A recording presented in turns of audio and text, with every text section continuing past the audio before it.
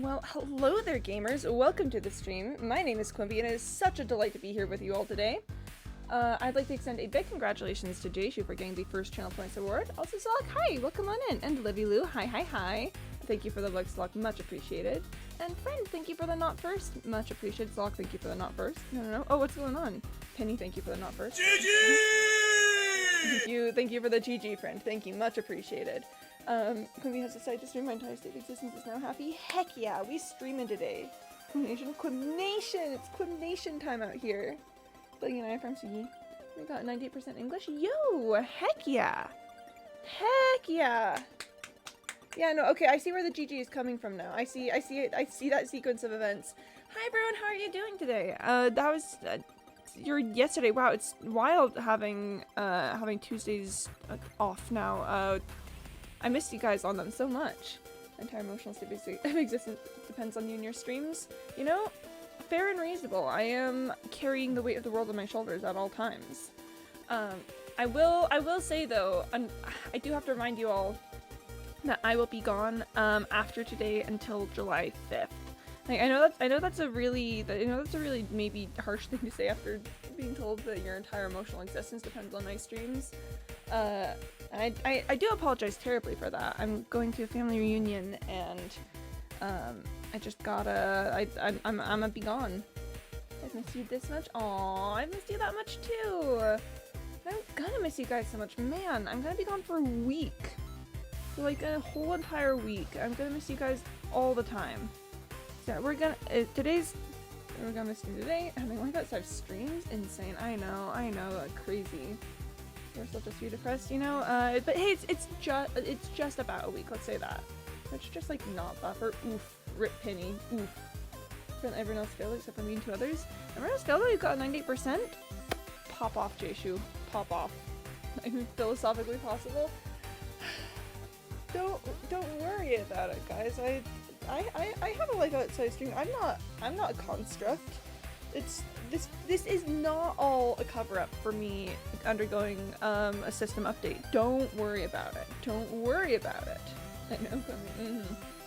I will be sending postcards though. If you want postcards, keep an eye on the Discord. That is the end of our intro section here. Now I've got two sets of tunes for today. We're gonna start with just some funky video game jams. And then later in the stream we might move to this royalty-free rock group that I found that I actually really like their songs, and but we'll start with this. Don't bring I actually gotta make something happen. Check Minecraft. I'll take a look. I might have made my farms a little too efficient. Oh my goodness, Penny. Oh my goodness gracious me. You are insane. You are insane. Unlike update 4.5.3, which changed the logo to be a snail, it was a great update. Excuse you. It was a lovely, incredible update. That's my brain because I need 12 villagers to the iron farm. 12 villagers? That's a lot of villagers to move. The bird is jamming to your song. Heck yeah! Heck yeah! We love birds and we love jamming and we love when birds are jamming. Dennis, an orchestrated fish, harmonically composed melodies, as humble fishermen sway through the boundless canals, guiding them like the shepherd to the sheep. What? Only you thought it was great? I'm switching the scene 3, 2, 1, and boop. Everyone loves the snail. Everyone knows that Beatrice is their best friend. And I will delusionally continue to believe that for as long as it takes until everyone forgets about the old logo. Because I didn't like it. It was fine for it was fine for however long I had it, but I made it like in I say this all the time. I made it in like 5 minutes, and it wasn't you know, I didn't put a whole ton of effort into it. There wasn't really any meaning to it. Now we've got Beatrice, who's my best friend, who's my little guy. Talk about the snail, but I sure do love the cube. You know what? Hey, I'll take it. Oh, the cube has such a vibey vibe that the vibe check was unable to handle it. As a 100 out of 4 vibe. Oh, we vibin'. Beatrice is like, let's bring Pearl. And then bringing Pearl was a great decision. I don't know what you all are talking about. Bringing Pearl was a great decision that ended up having significant, you know, effects on the plot. I'm just saying, everyone was so skeptical about bringing Pearl, and then we got some great songs out of it. We got It's Over isn't out of bringing Pearl, you know? So I think we should all consider the arrival of Beatrice to be something of the same caliber, is all I'm saying. I'm just saying there's some clear advantages to being a marine biologist. And I can make you one. I know you can. I know you can, Jayshu. I have thoughts, and I don't know how to articulate the thoughts, you know? That's kind of the main deal that I've got going on our end, is I have this weird thing. Can't pretty much me about the old logo compete COG logo. I had so many emotions attached to it. I mean, that's fair. That's fair enough. I can't expect you to just, you know, lose emotional attachment to something that you, that was a part of your life for so long. No, that's fair. That's all I'll say on that. Cube gives welcome to Night Vale.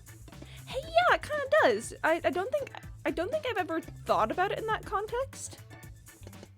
But yeah, just a giant mysterious being that's sort of ominously looming in the background the whole time, but is ultimately not like super huge a deal most of the time. Big Night Vale energy. Are you getting worse connection to the server in London than an American? Oh no! Rip Penny. If I crossing and she's gone. There's a big parallel to the ending. Hey, yeah. She's gone. Sorry, I'm not committing to bit on those voices, and I feel bad about that, because you know my thing is bit commitment. DD Magnum Hall is just such an icon, and I fear that were I to attempt to even brush shoulders with her greatness, I would just explode instantly.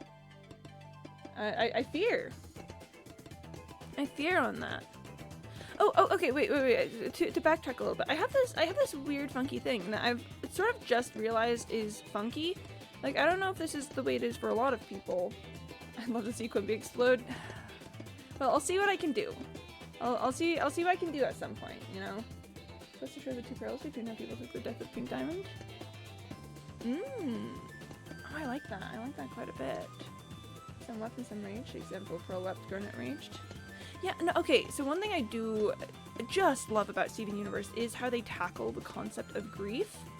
Like, it's legitimately just so incredibly, like, I don't know, human and sympathetic, and I don't know, lots of words, and I'm like, it's wild that human is the adjective that I think of, considering that they're space aliens.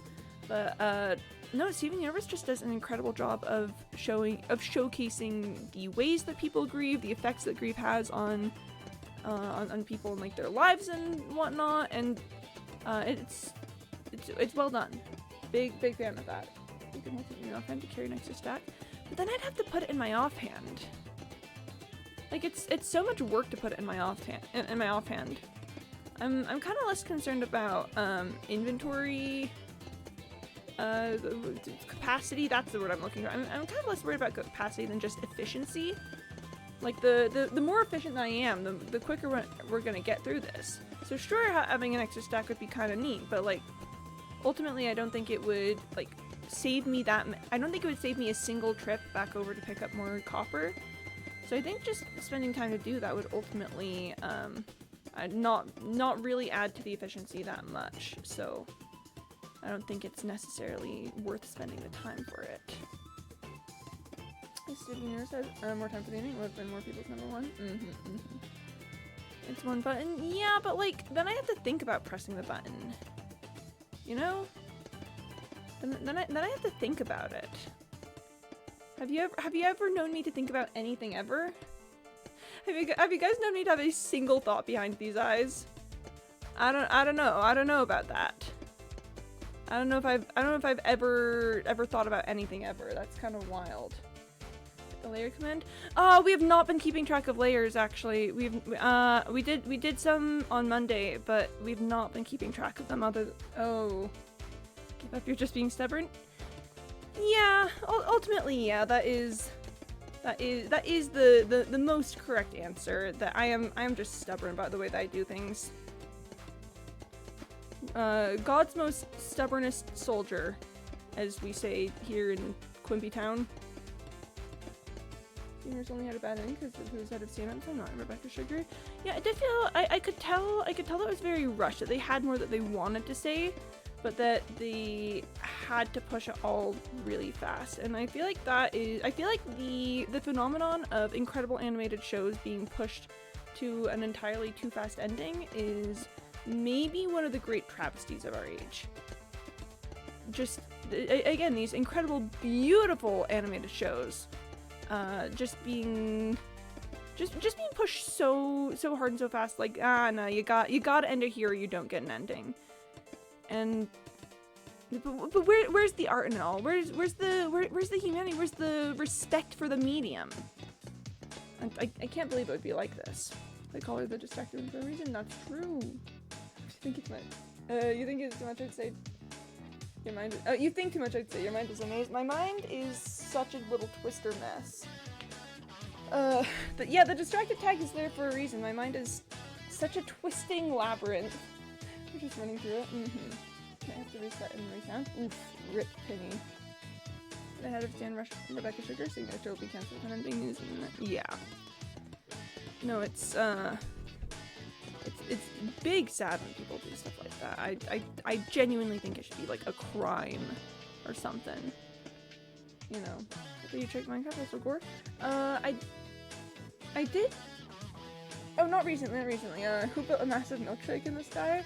Whoa, who did that? Who built a massive milkshake in the sky? Whoa, that's crazy. That's crazy. I have no idea who built a massive milkshake in the sky. It's almost nighttime, but it's not gonna be nighttime yet if I pull out my bed, so we're just gonna see how much of this layer we can do first. Accurate representation of what goes on in Quimby's mind. That's true! I'm Brave. Hi. Welcome on in. So lovely to have you here. I hope you're doing well today. We are, sleeping. That's what we're doing. We're napping today and nothing else. The only thing that's happened today is napping. No other things. But I think I did see your thing, Jayshu. The next part of your build. I agree with Moon. What you did with the shulker boxes there in the floor is kind of brilliant. Kind of insanely brilliant. I'm not gonna lie, and I am thinking about how I could potentially steal some of that same trick for my own builds. Because you're just really good at gradienting and making a whole bunch of blocks work together, which is something that I think that I absolutely need to work on. Because I'm really rigid, I guess. I think with how the blocks in my builds go. I don't know if that makes any sense. I don't know if that. Hiya, Brave Wolf. I see green bamboo blocks, but you can't see them. Hold on, I gotta see if I can. Yeah, I don't know if I don't think I can see them from there. Maybe a little bit on off to the right. I think I can see a little bit of a bamboo block. A bamboo block there. But yeah, it's hi, my lovely, adorable, most favorite, most amazing, most beautiful, most hardworking, most streamer. I'm doing very well today. I had a great time yesterday with the improv kids and then at D&D. I'm excited to get the cube all built up. I am also really looking forward to the family reunion, to be honest. It's gonna be a great time. It's gonna be a wild time for sure. This is okay, so both sides of my family are crazy. I was about to say this is the crazy side of my family, but both sides of them are crazy, but like I feel like the craziness of this side is sometimes a little easier to handle in the way that we're crazy. So it's gonna be great. It's gonna be awesome. Are you doing so well? Yeah. I think Chroma's finished. I'm adding the ocean, then Tales of Chrome Waters. Oh heck yeah. Oh heck yeah, we love to see it. Oh my gosh, okay, so to backtrack so incredibly far, I was saying something earlier about the whole logo thing. Which is Oh, you played D&D? Nice. I played D&D recently. My DM makes me crazy. Oh, nice. No, D&D is so good. D&D is incredible, and I hope everyone who... I hope... Ugh, I can talk. I hope everyone who wants to play it can have the chance to play it with people that, you know, that make it a good time for them. Like, my group is incredible. I love my D&D group so much. Everyone's just so involved and active on everything, and they're like so willing to engage with the story and with each other's characters and stuff. And it's such a good time. I'm so happy that I get to do that. Oh, but yeah, so me for the fourth time trying to talk about this thing that happens to me. So I don't have aphantasia. I can picture things in my mind very vividly. Actually, I've got like when you picture an apple, I get like a photorealistic version of an apple kind of style. And I do get like mental illustrations of things sometimes, but there's this funky thing about like character design in particular, kind of, or even just people and stuff, where I don't have images of like people or things. So like one of the things that's been so funky about me trying to figure out, you know, if okay, so ultimately what I would like to do for you know, for like Quimby logos and stuff is I would like to have a character representation of me, you know, of Quimby, to be able to use for things, to have like a canon design and stuff. But I don't get like images of characters very easily in my head. It's so weird. It's so weird. That's so cool. My D&D group is amazing too. I love them. They're so hot. Oh heck yeah. We love an attractive group of people who play D&D. Bet I can vividly imagine the hairs on someone's arm. I don't think so. I can do that too. I can also vividly imagine the hairs on my arms. But yeah, so if I were to try to describe to you what a Quimby looks like, I don't have a mental image of it yet. Alright, so we can help you with that if you're looking. They spin characters in there all the time, like 3D render. You know, we do love a 3D render. Oh, I'm supposed to start from this side. No, but the funky thing about it is, like I could tell you, I guess, what I would imagine a Quimby character might wear, what poses they might do and stuff. But if you wanted to ask me like what they actually look like, what a Quimby's features would be, I have no idea. I have absolutely no clue. It's kind of funky. It's not that I have a mental image but don't know how to describe it. I just have no idea what a Quimby would look like. I went far away. I got a mental image of a Quimby. Yeah, see, you have a mental image of a Quimby, but I don't. So if I were to, but I also kind of do have a mental image of a Quimby. Like I don't have one that is correct, but I know when things are incorrect, if that makes any sense. So it's not like just anything could be a Quimby. There's definitely a canonical version of what a Quimby could be. I just don't have it, which is weird, which is weird and crazy, and has been a big difficulty in trying to, like, I don't know, do anything character design wise for that. And it's also, I've realized something that never have I ever Quimby edition, never have I ever known what I look like. I mean, I've got my character skin, but even this is relatively basic. Like, you can tell that most of the effort that I've gone into is figuring out like the clothing that my skin wears, the actual face itself, and like my hair is so basic, and I keep trying to find a way to figure out how to do it better, but yeah, no, it's mostly I can describe the style that a Quimby would wear, but not what a Quimby would look like. And yeah, and it's something that I've realized is probably the reason why I've never super engaged with doing like drawing, you know, because if I from talking to people or artists, I kind of understand that most people will like sit down and be like, okay, I have this thing that I want to draw, and I just need to like get the technical skills and stuff to be able to put this on paper or whatever, or like in a digital format or something. But I don't do that. Like, I'll sit down with like a sketchbook or something, and I won't have images that I'm trying to make. I'll just start drawing shapes, and then when the shapes start to turn into something, then I can work with it. But I don't have just images of things that I want to draw that then I make. And there goes CandyBot telling me to drink some water. Anything for you, baby girl CandyBot? Anything for you? But yeah, like, I'm going to be honest, the designs for all of my D&D characters, Lord, thank you for the Rickroll, welcome on in. So lovely to have you here. Never gonna make you cry, never gonna say goodbye, never gonna tell a lie and hurt you. Sup. We're talking about my inability to imagine what people look like, despite having a very despite having a very photorealistic imagination. Yeah, so people will be like, all right, time to draw a character. So I have this character in my brain. I want to draw that character in particular. I don't got that.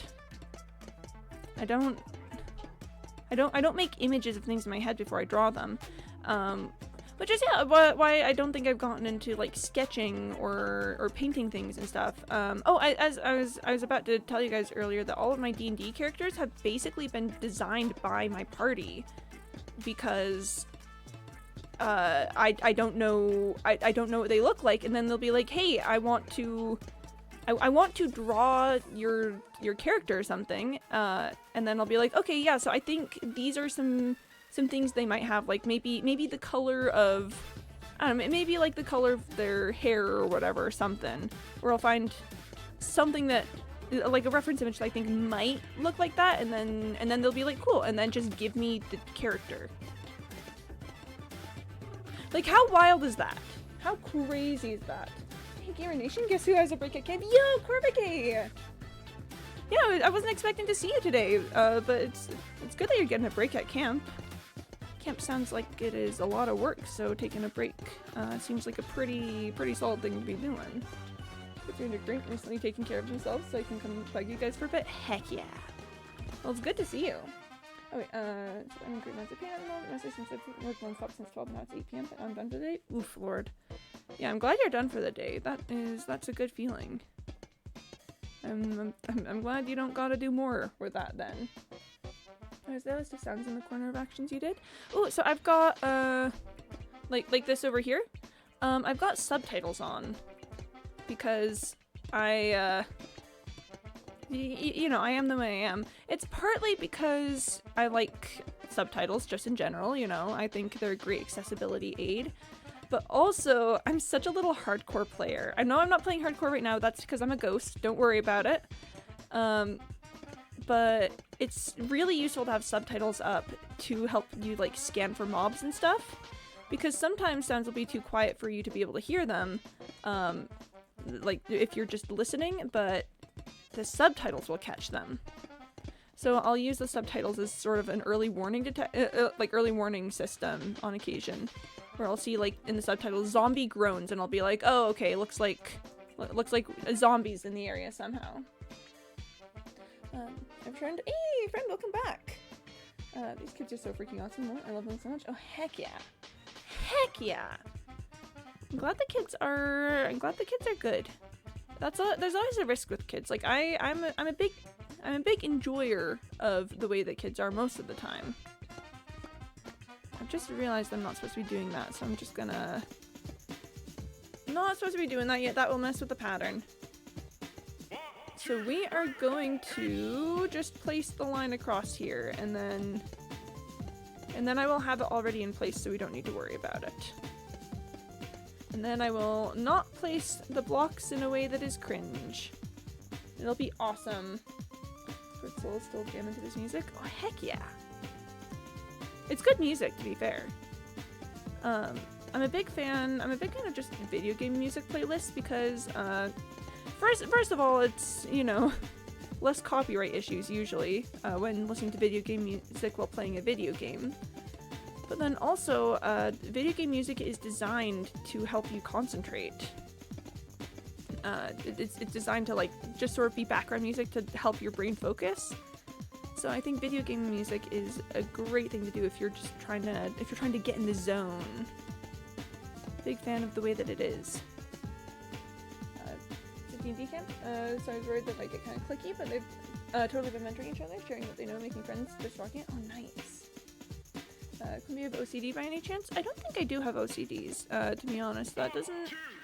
I have some people in my life who do, and the things that I do, I believe, are different than what they do. I think mine is... I think the things I do is probably closer to autism than OCD, to be honest. Tuesday Boyson's looking for you. Aw, Burb. Aw, Burb. Birds are so cool, you guys. Birds are dinosaurs. Birds are just straight up dinosaurs. Like if you look up aves, or is it new aves? I don't know. If you look up birds, people will be like, yeah, they're straight up dinosaurs. They are the descendants of the dinosaurs. And I just think that's so neat. Big enjoyer. D&D Catbit's not real? No, it's not real, no! The tism, yeah, touch of the tism out here. Bit of the tism is all. I like to have my things the way I like them. I like to have, like, subtitles on for early warning systems and stuff. I like to, I have little vocal patterns that I do and stuff. I stim and things. Definitely some big autism energy in the space. Also, I'm building a giant cube. I don't know if that technically counts as, like, you know, autism behavior, but I feel like there's gotta be something. It at the very least showcases that there's something deeply wrong with me that I'm doing this. And I don't know, I kind of vibe with that. I kind of vibe with that. Sometimes you just gotta showcase to the world that there's something deeply and intrinsically wrong with you. And then for me, that partly manifests in building a giant copper cube. That's how it goes. Just leave me for real. You look like a perfectionist at least.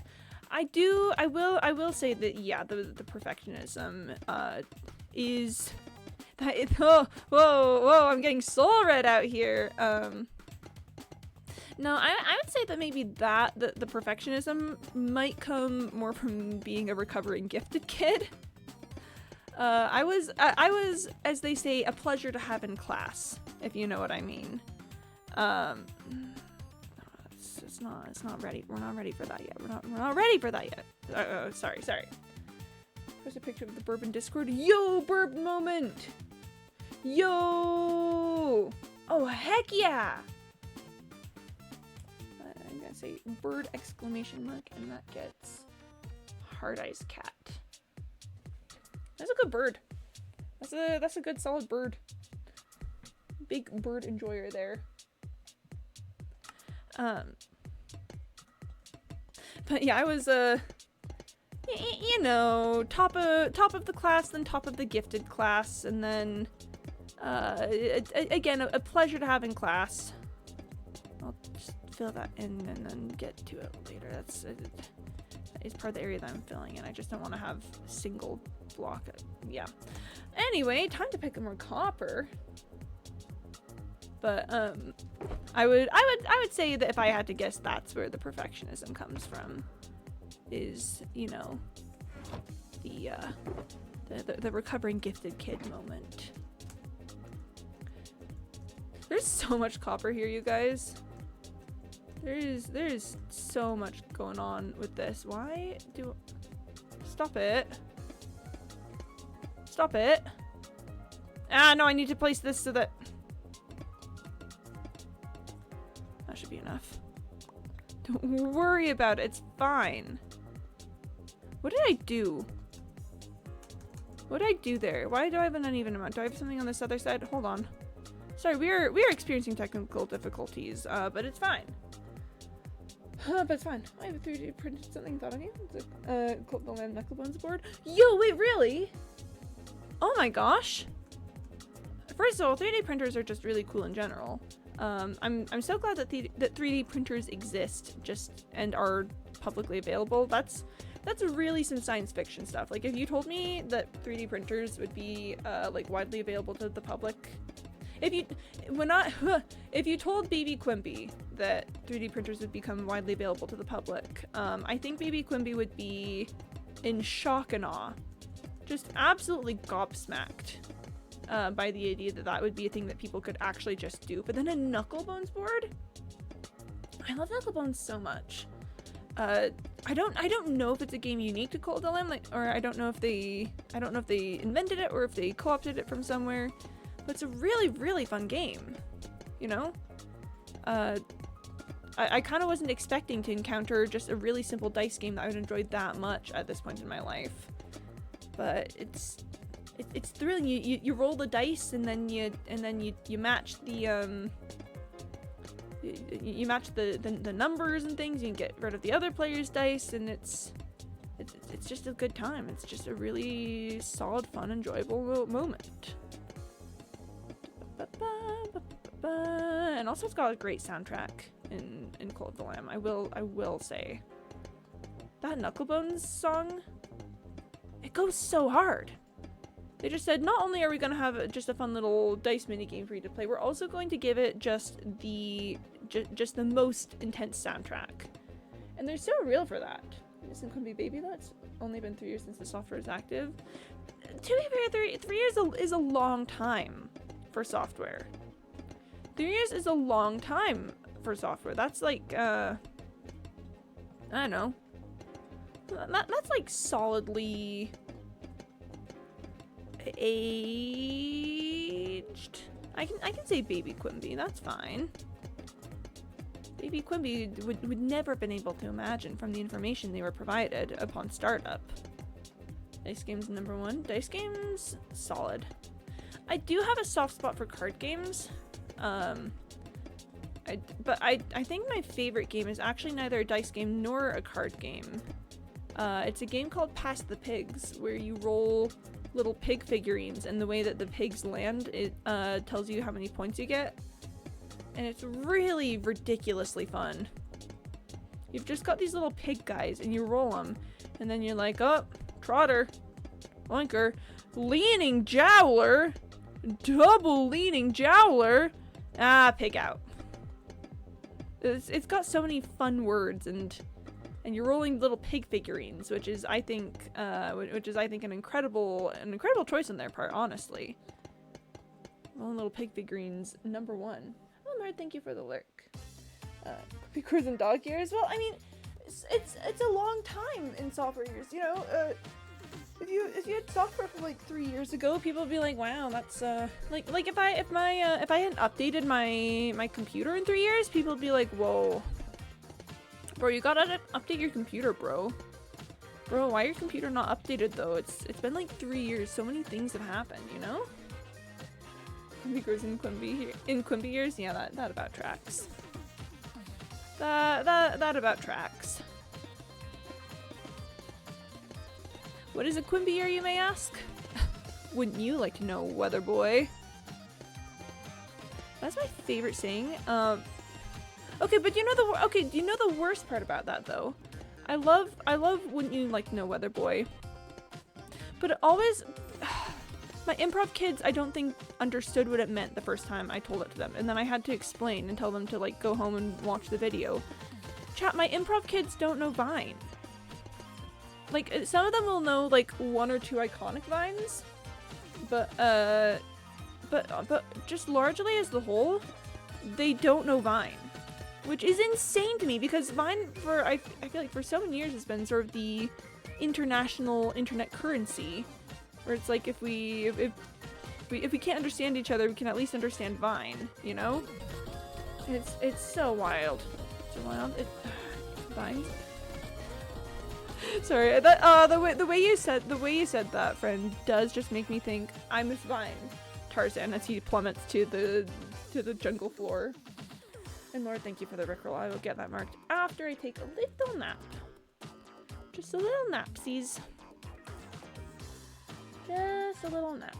And then we'll get it in. We're napping, and that's what we're doing today. It's about the nap time.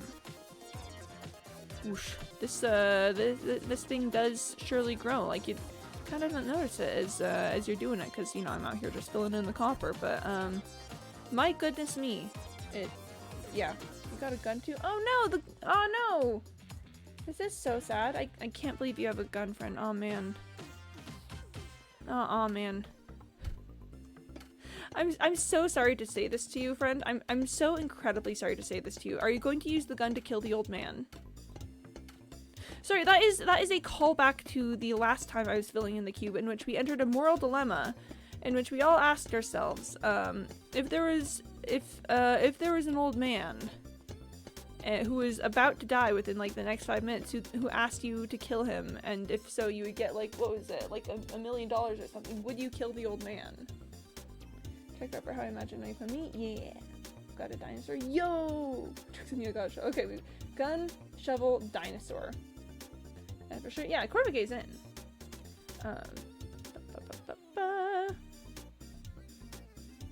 Dislocated arm. Shoulder, my skin, pink crop top, shorts. I mean, yeah, that's a pretty solid Quimby. I don't know why my arm is dislocated. Oh, that does remind me. I do worse for a minute. Yeah, fair enough. That does remind me of something funky about. I love the way that you draw Quimby's, Jayshu, but something that I think is always funky about it is I designed these sleeves to be like to be draping sleeves. It's not like a cutout where the shoulder is. Okay, hang on. We gotta hop to the middle of this and then take off some armor to really be able to see this. You can tell when I take off my armor, I do a top look, that I've got the straps of my shirt that are holding it, and then the sleeves are disconnected hanging sleeves. I personally went, yeah, I know you wouldn't kill the old man, friend. I know that's not your style, not in your wheelhouse. So yeah, Jace, you can continue to draw Quimby's however you want, but I just think it's really interesting how the things that we make get interpreted, because this shirt was definitely designed as a shirt with like straps running across the top and hanging sleeves. Who's the old man? Just some guy, I presume? Yeah, there's a little bit of complicated lore about the old man. Don't kill me a little lore though. Ah, yeah. Because I think if you kill the old man, then you automatically become the next old man. Just, you know, just as like a whole thing. Because it's like, it's not that you become old immediately, it's that you are then signing up to, when you become old and you're about to die, then you get brought in and someone gets handed a gun and is asked if they're gonna kill you. It's sort of like a Santa Claus, kind of like the Santa, C-L-A-U-S-E clause. But yeah, you just become you become the next old man. So theoretically, the old man is someone who killed the previous old man at the very least. Claus rules got it. Yeah, Santa Claus rules. I'll jump off the side of the cube. Do you want me to do that right now? I could jump off the side of the cube. I could do that. I could make it happen. I could head up to the top of the cube and do a little jump. I would have my elytra and, you know, stop myself before I fell. But I could do it. I could definitely do it. I could personally just had some fate, you know, especially if it's just some old man. Yeah, no, that's fair. Honestly, not killing the old man is a valid answer to this line of inquiry. There will be no consequences to not killing the old man. And I think, yeah, that'll even things up. Let's go jump from the top of the cube. Backflip off it. It's not hardcore anymore. You're fine. Well, I'm fine technically, but the thing about that is that I don't have my spawn set nearby. So if I died, then I'd have to, you know, I'd have some trouble. But can you glide your movement speed? I don't. Yes? Maybe? I think I can. Such people say all the time. They'll get over it. They'll get over it. It'll be fine. Okay, ready? Sorry, I saw that and was like, is there a sign on the cube or something? Like, I saw it at that angle. I was like, what? Character will be a little smush better than that. Yeah, no, that's fair. I think Quimby won't spend time thinking power pressing one button. Well, but we'll do it for backflip. Excuse you, backflips are incredible. Yeah, I don't think you can do backflips in Minecraft. I don't think the way that the momentum works will let you do that. I don't think you can flip over on your back. I do like jumping off the cube though. I do actually quite enjoy that. When we inevitably head back to my base, we're gonna jump off from one of these points. I'm going but modded? Cashew Quimby? No, oh man. Gosh darn it, my skill issues are showing through. This is so sad. I can't believe all of my skill issues are being exposed like that. Man, maybe I should just get good and be able. Maybe I should just simply do a backflip. Oh man, this is so embarrassing. I can't believe it would be this way. Oh my gosh, this is so sad. We really live in a society where I'm unable to do a backflip in Minecraft, and that does seem like it's on me, honestly. If I had to guess, I would say that's on me. I would say that, yeah. It hasn't always. Okay, that's the least you can do. Put a basketball court in the middle of, like a basketball court in the middle of the cube. That would be kind of interesting. I do think I need to make it solid first, but I've been considering some options of things to do once the cube is you know, is fully solided out. I've been having some thoughts of some things I could maybe excavate. When we hit the full amount of Rickrolls, I'm going to be waxing a QR code that takes you to Rick Astley's Never Gonna Give You Up onto the top of it, at the very least. Like in the Everest Red? Oh man. A society where my favorite streamer can't do a backflip. I'll have to live the rest of my life in shame. No! Oh, this is so sad.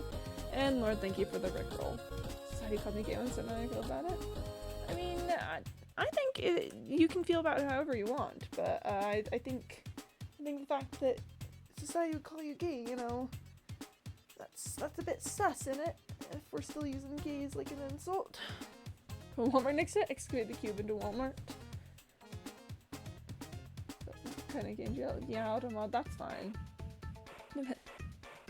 Kind of gay to call someone else gay. I don't know what to tell you.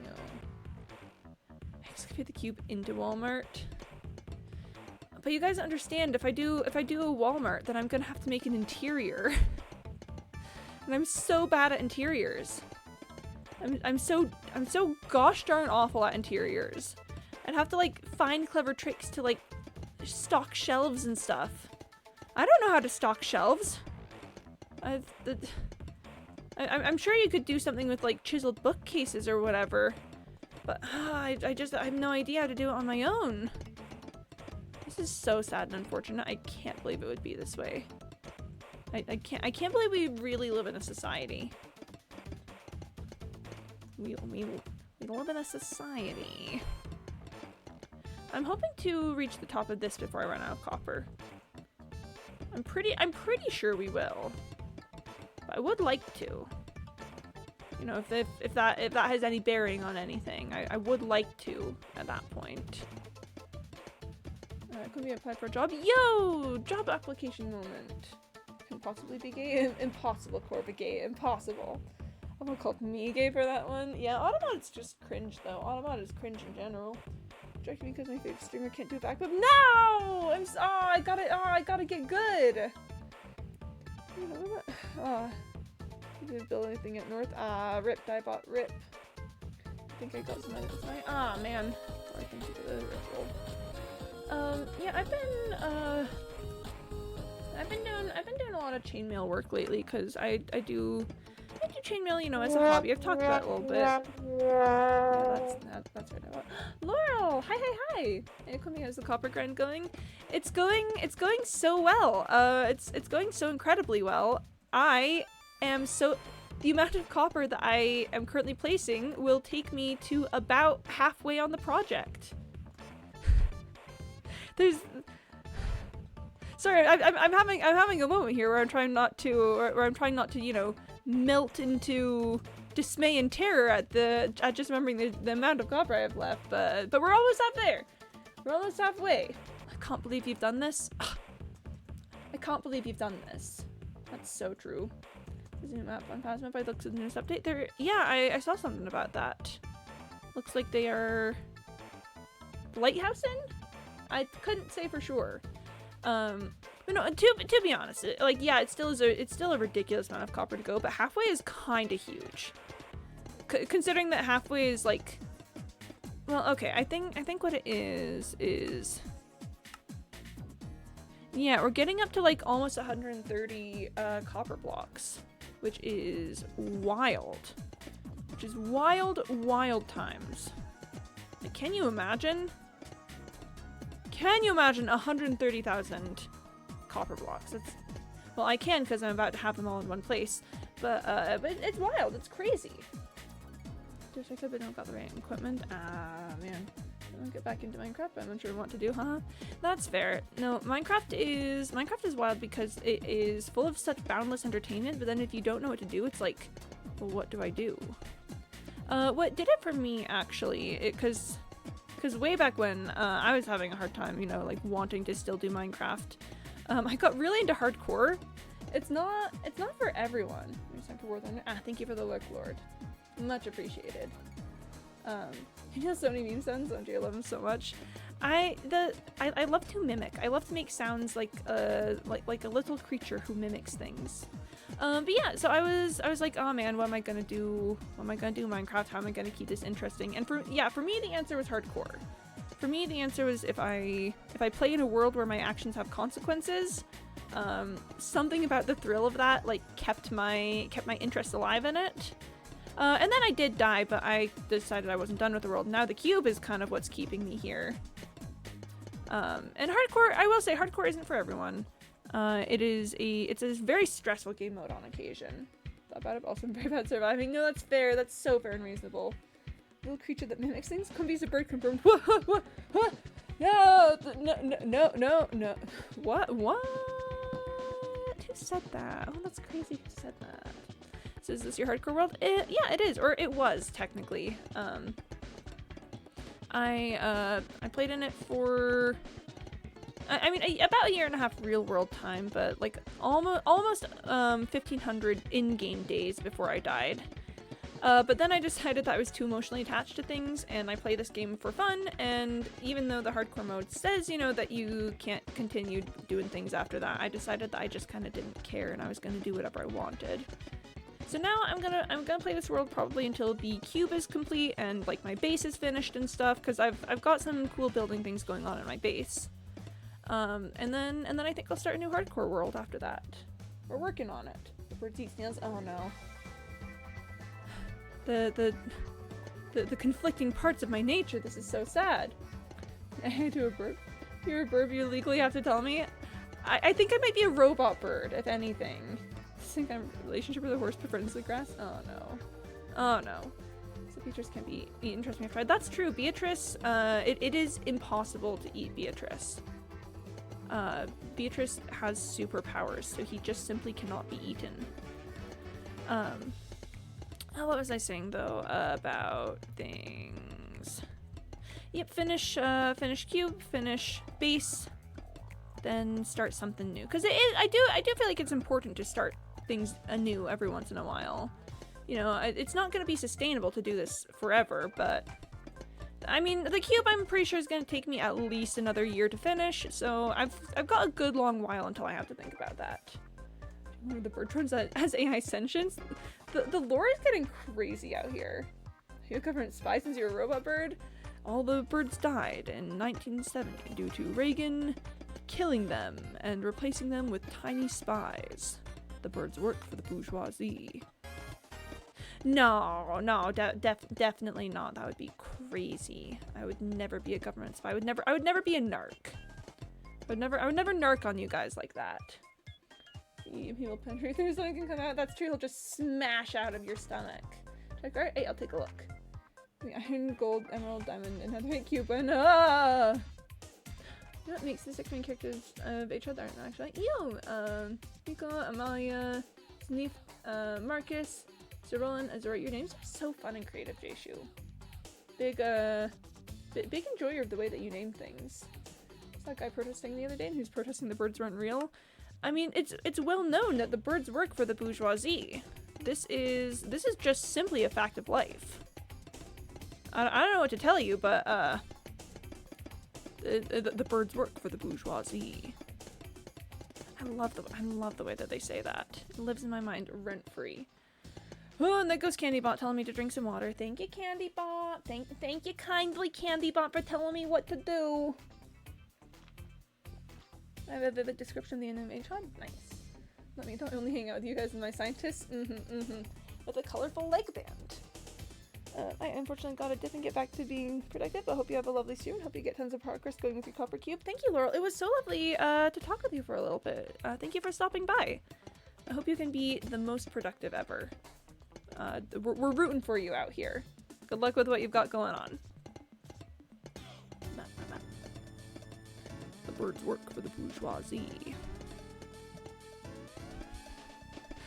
All the birds died, and I don't think it is 1970, because I think 1970 was before Reagan was president. I feel like Reagan was like 1978 or something. Don't quote me on that, but actually no, we're looking it up. Yeah, hopefully when I get done with uni I can pop by a stream often. That is the uni way, isn't it? I got my bachelor's degree a month or two ago, and the amount of free time that I've had since then has been kind of wild. My bird model works for herself. Can be honest, she gets what she wants and takes from it, you know, fair and reasonable. Yeah, bye, Laurel. She's like in Detroit Become Human. Whoa! Deviant bird, like in Detroit Become Human? Alright, we're looking up Ronald Reagan presidency. Ronald Reagan. Mission College? Don't believe it. I know crazy stuff. Oh yeah, 1981 to 1989. 1981, yeah. Yep, thank you for the lurk, Laurel. Good luck, good luck. So what's the original quote? What year did they say that all the birds were killed by Reagan?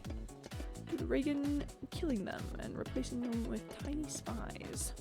I know that there's more to it. I'm missing a decent part of that quote, but I'm just gonna Mandela effect you all into believing that that's the only parts of it, that there's nothing else. It was that and tis that and nothing more. Quote the Raven, nevermore, and all.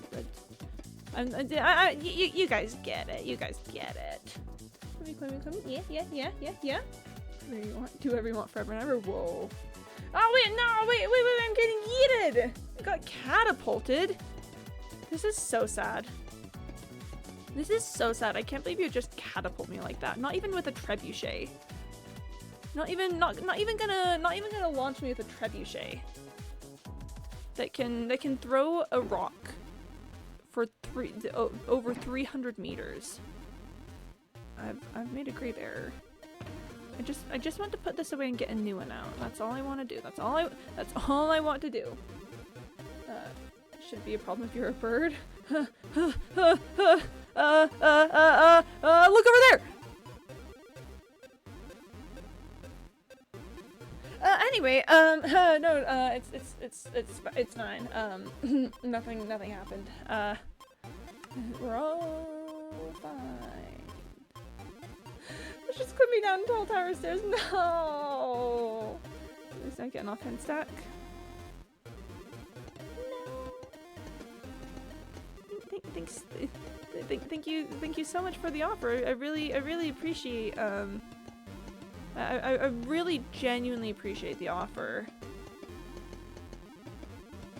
Now I'm getting yeeted now! I got sent to Neptune, dang it. With a power washer and everything. This is so sad. I guess I live on Neptune now. I guess I'm streaming from Neptune. Is being on Neptune affecting the lag at all? Can you guys just take a look and tell me if you think that that me being on Neptune now is affecting lag at all? I'm sorry, little one. This is so sad. We live in a society. Oh, stop it! We live in a society. real and true a society. That's all I'm saying. Except for me, I live on Neptune now.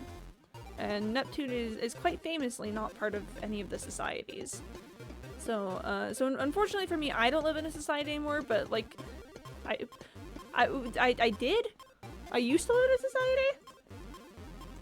It's actually making it better. What? Oh, Neptune society? Nah. Everyone knows that there's no society on Neptune. Everyone knows that, that anytime someone tries to make a society on Neptune, it just sort of fails miserably for no particular reason even. For not even for any particular reason. Yeah, you don't live in the society. Dang it! This is so sad. I can't believe we live in a society like this. I can't believe that you guys would put me personally in a society. Except not anymore because I'm on Neptune. I keep forgetting that part. I keep sort of forgetting that happened, which you would think would be a little hard considering that I am on Neptune, but I don't know what to tell you, to be honest. Check rating. Ayo. Did we end up from an AO to a bird? It's kind of wild then. Birdhouse? Yeah, alright, Corvigay, I'll see what I can do. I don't normally build new things for the purchase of property. Usually that's to claim something that's already happened.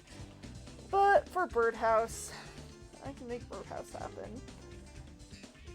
Birdhouse is on sale. Let me get that many bubbles. It's the channel points just rack up around here. I don't know. Can I claim the cube? I don't think the cube can be claimed, as it is an entity in and of itself. But maybe things around the cube, like I bet you could claim maybe the desert that the cube lives in. Okay, 8 shards. Sneef's scythe is complete. He has complete ultimate power. Miko, keep in mind Miko is more powerful than every other character powers combined, says he's unstoppable. Maiko tries to land a blow on, I don't know if it's Miko or Maiko. Then Azura and the 8 squad try using magic but fail. Sneef using the power of every shard turns up in the sky, the beam sucking everything up. Marcus, the soul trapped in Sneef, sees a light, he runs forward and touches it, pulsing of Sneef. Sneef and Marcus fight for control of the body. Marcus wins and Marcus and Sneef go through the fabric in time. They arrive at a shrine where Marcus stabs himself to kill himself with Sneef inside, killing 2. This wasn't planned by Cerulean, now Ronan, and they cry in the end. Man, JC, you really going on that.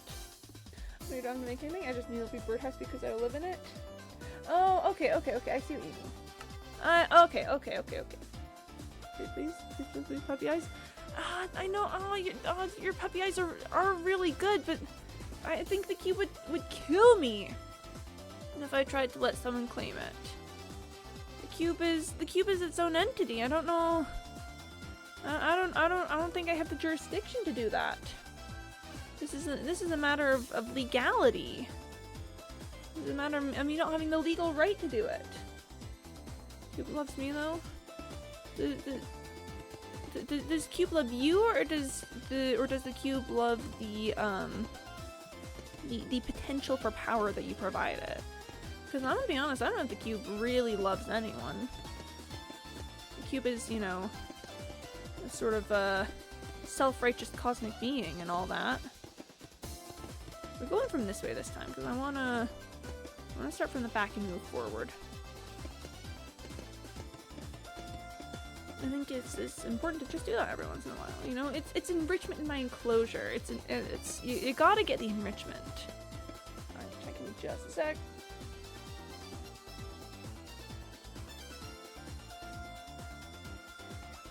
Okay.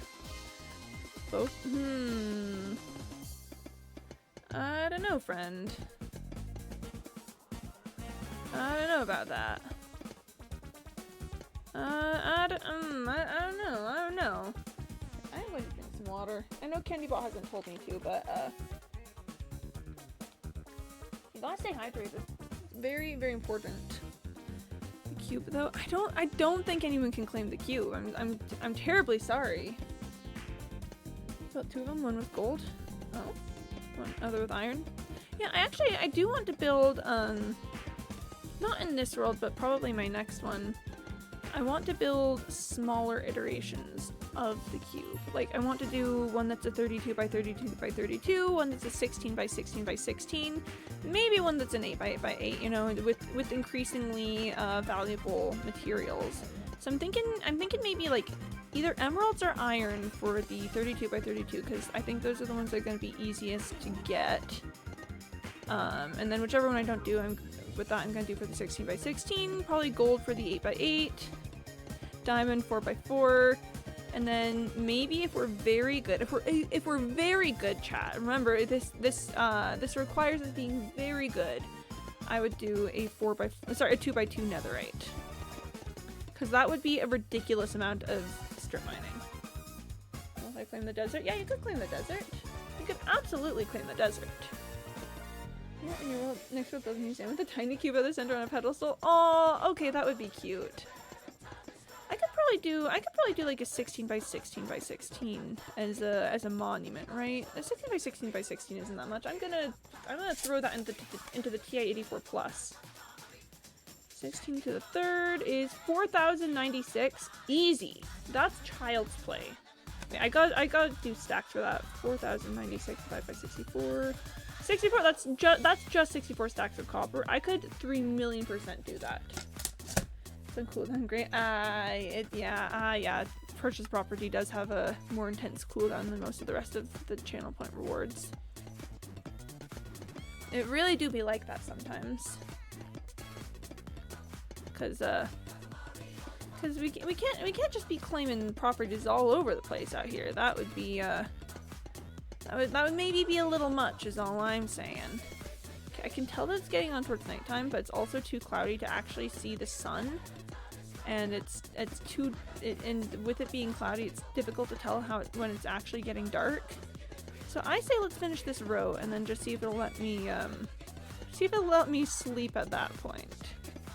See if it will grant me the sweet release of slumber for merely a moment before my labor is once again required by the cube. Did someone buy the world fund? Remember country things? I do, yeah. I absolutely remember country things. That was Jishu for like a year or so, right?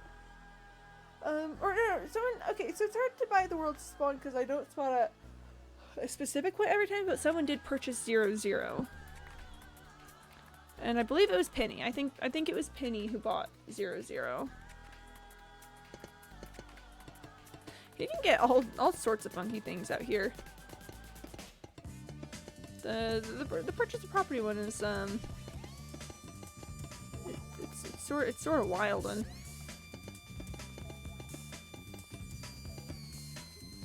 Oh no, guys, I just got copper hypnotized for a second. I was just here placing blocks, and for just a second I got drawn into the hypnotic spiral of just watching the blocks be placed. This is I need to pull myself out of it. I need to engage my brain with something. Purchase you. Whoa! Wait, hang on a second. Why do you need to get the why would you need to get a Quimby AI version? Aren't you one of the developers? Aren't you one of the developers, friend? You should play Animal Crossing. Yeah, I've never played an Animal Crossing game. The trouble is that I don't have a Switch. I have access to a Switch, but it is not my Switch, and therefore, you know, I don't know if I can be like, and then that is, and that's my island, you know. What? No, okay, so I have access to a Switch, but it's not my own personal Switch, you know. I'd be borrowing it essentially. And so it wouldn't be fair for me to be like, and then I get the Animal Crossing island, you know? I don't think that'd be very fair at all. I think if I buy it'll get the credit, right? Since I own it. Oh, I do want to own it. Okay. I don't think I'm for sale either. I don't think so. I mean, considering that you're one of the developers, you might know if Quimby is being put on the market as a commercial product. But I, as you know, as the software, have no idea what's going on with that. You know, I've not been informed up to this point. Oh, I need to get more copper. I don't know. I don't know. I'm not talking about the AI itself. Interesting. Okay. Interesting. Guys, I don't know if you remember, but when we first arrived here to the cube, there was significantly less levels. We were kind of popping off on this. We're kind of popping off real good on this one. We're just making this happen. Yeah, the real question is if I am going to reach up to there before I run out of copper, but I don't think I can answer that question yet. I think I would have had to pay more attention to how much copper I still have in my ender chest when I was down picking more. Maybe next time my inventory runs out, I'll just take a quick stock and see how I think that'll go. The play model it uses in this block game is what I'm talking about. Oh, you're talking about like the representation of equipment. Oh, I see. I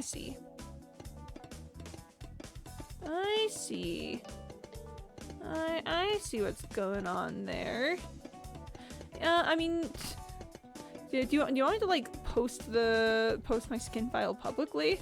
I could do that. I could yeet the file that I use for in the in like the Discord or something. But to be honest, I think it'd be easier to just steal my skin from skinmc.net.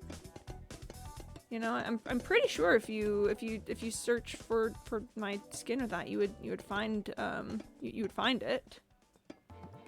Did not intend for the answer enjoying block games so much. You're supposed to be a hardcore capitalist. Ha ha ha ha ha ha ha. Little did you know. It's always like I'm not gonna lie, I do enjoy the hardcore capitalist bit. I think it's really funny, but also I do take 1d4 psychic damage every time it comes up.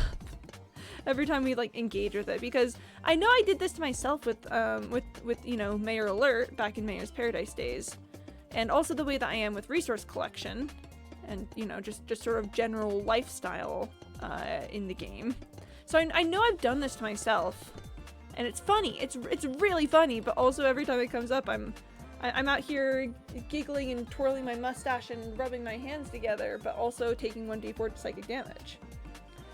How big is this cube? Hi, Kitty Beef. 64 by 64 by 64. And the requirements are that I have to mine every single piece of copper that I use. I cannot farm it. So it's going great, genuinely, honestly. Like I'm not gonna lie, legitimately going very well out here. Semicolon, however, comma. We're kind of wild in. Yeah, no, it's big. It's big. It's a big project, and I'm going to be honest. I think it is going to take like a year or more to finish from this point, depending. And that's depending on how fast I can get things done and how much I can actually focus on mining and stuff. Oh, but guys, okay, wait, I do have some news though. We were discussing the possibility of like trying to steal copper from a trial chamber the other day, and we thought that there was no just plain copper in trial chambers. But guys, I have confirmation from sources. Trial chambers do have just plain copper. It's not all just cut copper and stuff. So I don't think it'll be a super sustainable source. You know, I do think we're still gonna have to do the vast majority of it from cave mining. But I do want to find a trial chamber too that I can just dig out and take all of the copper from and bring it here. Like I wanna do some experiments to see just how much we get from it. So we'll see how that goes. We'll see how that goes. Daniel?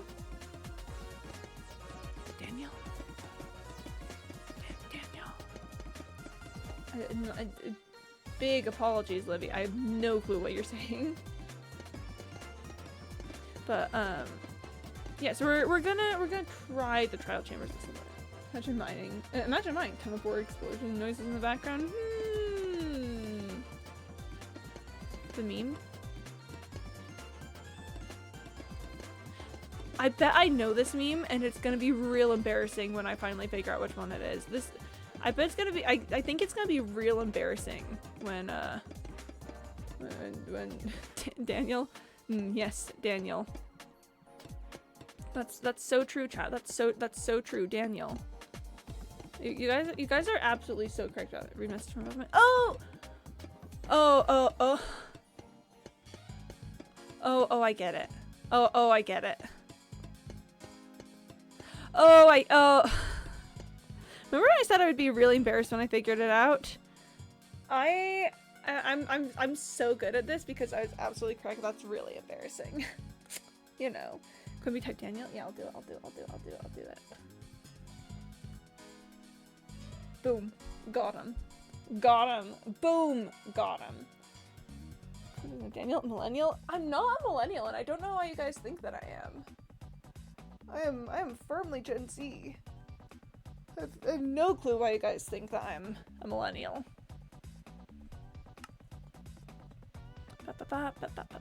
Okay, I will admit that I do think I have some millennial grade knowledge. But that's just because I have older siblings, you know? Can't even pin a message. No, great. To be fair, I don't think I've ever understood how pinning messages worked. So I know that there's definitely something funky going on with how the moderator tools are available to you. Definitely there's something there. I do not, but I don't know. I don't know how it goes. We try to chambers have copper blocks, just plain copper blocks when you're using. Yeah, that's what we were talking about. We had thought earlier that it was all like cut or chiseled copper and whatnot. But then I have it confirmed from very reliable sources. That there's just plain copper. So we will be checking that out.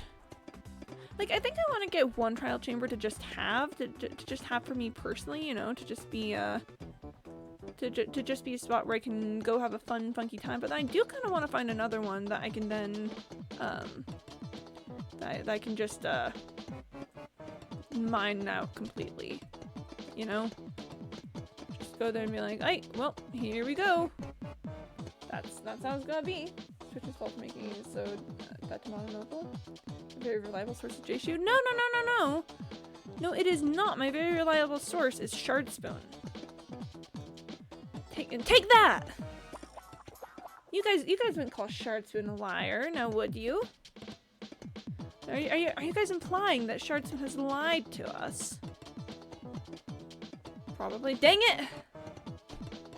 I don't think Shardspoon would lie about that. It doesn't sound like something that Shardspoon would do. Guys, Shardspoon made the cube emote, you know? Does lying about trial chambers sound like something that made the cube emote would do? I don't know. Sounds kind of whack to me. It's easy. Aw, man. LR2 couldn't be. Actually, no. Okay, wait. I am trying to think of if JShoe has ever lied to me, and I'm going to be honest. I don't know if they ever have. Probably, right? I feel like there should be examples of times. No, I know what I'm thinking. If you've tried to gaslight me, a couple of times, which is technically lying. Yeah, it's decent, friend.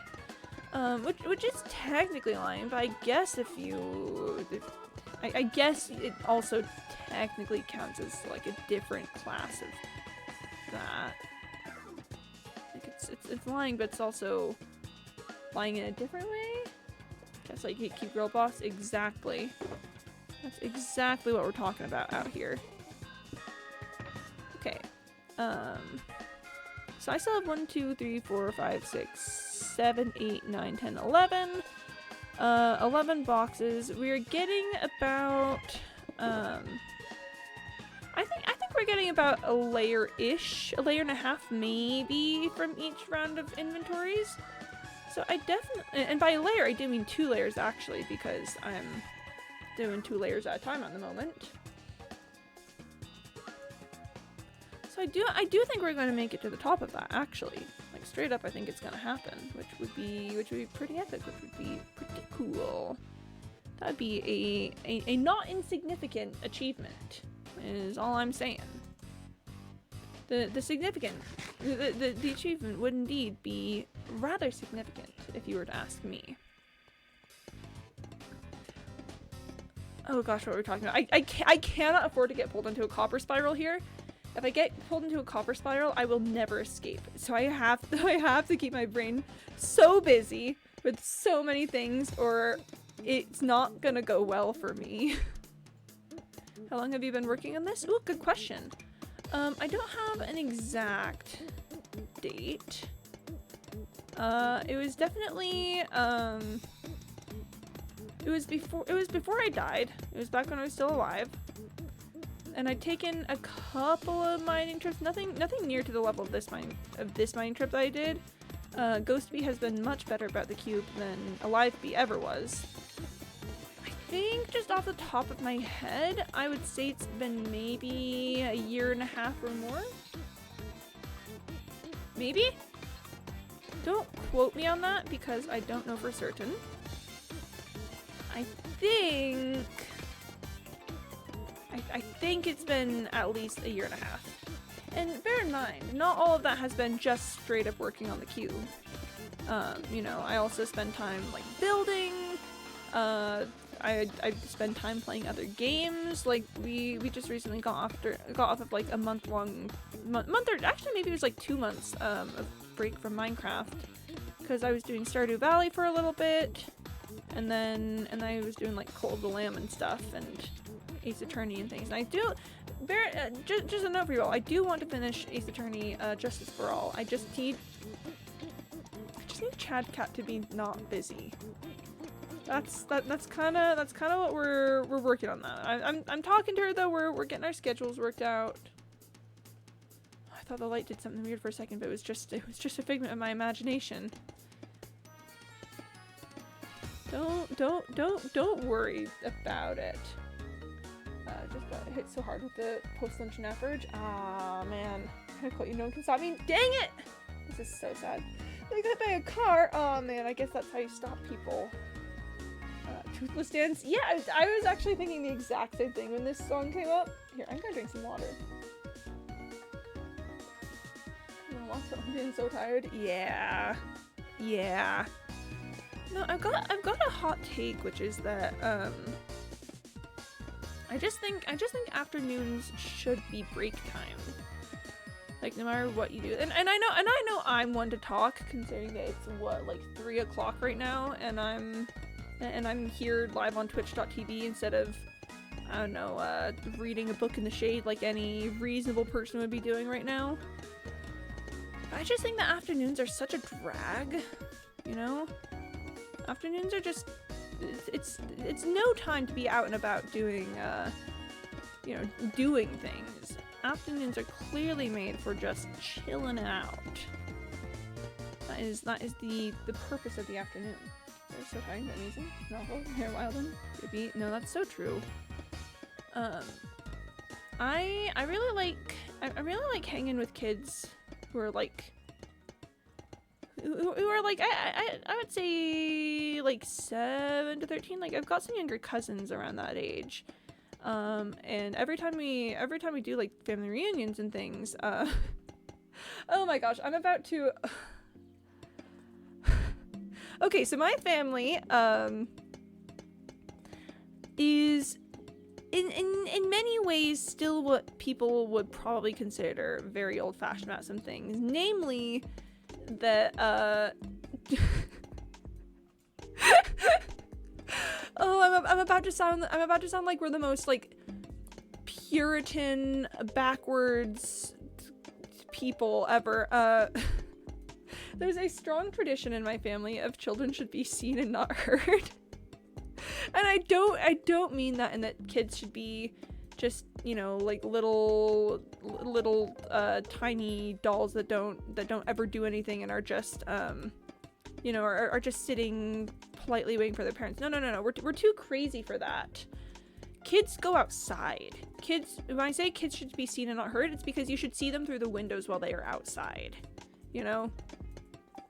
There's just this there's just sort of this very natural thing that will happen with the family reunions and stuff where just, you know, no one will even say anything. It's not gonna be like, well, maybe you should all go outside. And so I need to close my curtains a little bit. It's a little bright in here. Curtains have been closed a little bit. Yeah, it's not. No one will say anything. They'll be like, all right, kids, and now it's time for you all to go outside. there's just sort of a sense of like, and what would you be doing inside? And now for whatever reason would you be in here? So we'll all just sort of like migrate outside. It just happens. What's all that copper doing there? Hey, Dave! Hello, welcome on in. This is what the copper is doing. Welcome to the cube. My project, my big project at the moment. Oh, and CandyBot telling me to drink some water. Thanks, CandyBot. Much appreciated, CandyBot. Very cool, very pog. Yeah, I'm building a 64 by 64 by 64 cube. I do not have a good reason why. It's fine, don't worry about it. No, it's literally fine, don't worry about it. Gosh, you're an actual psychopath. Why would you do this? I ask myself that every day. Especially when I'm working on the cube, I ask myself that every day. Why on earth would I do this? And it's overcommitment to the bit is what it is I had a whole bunch of copper and I was like, what am I gonna do with all this copper, you know? And I don't know what I'm gonna do with it. What if I just built something?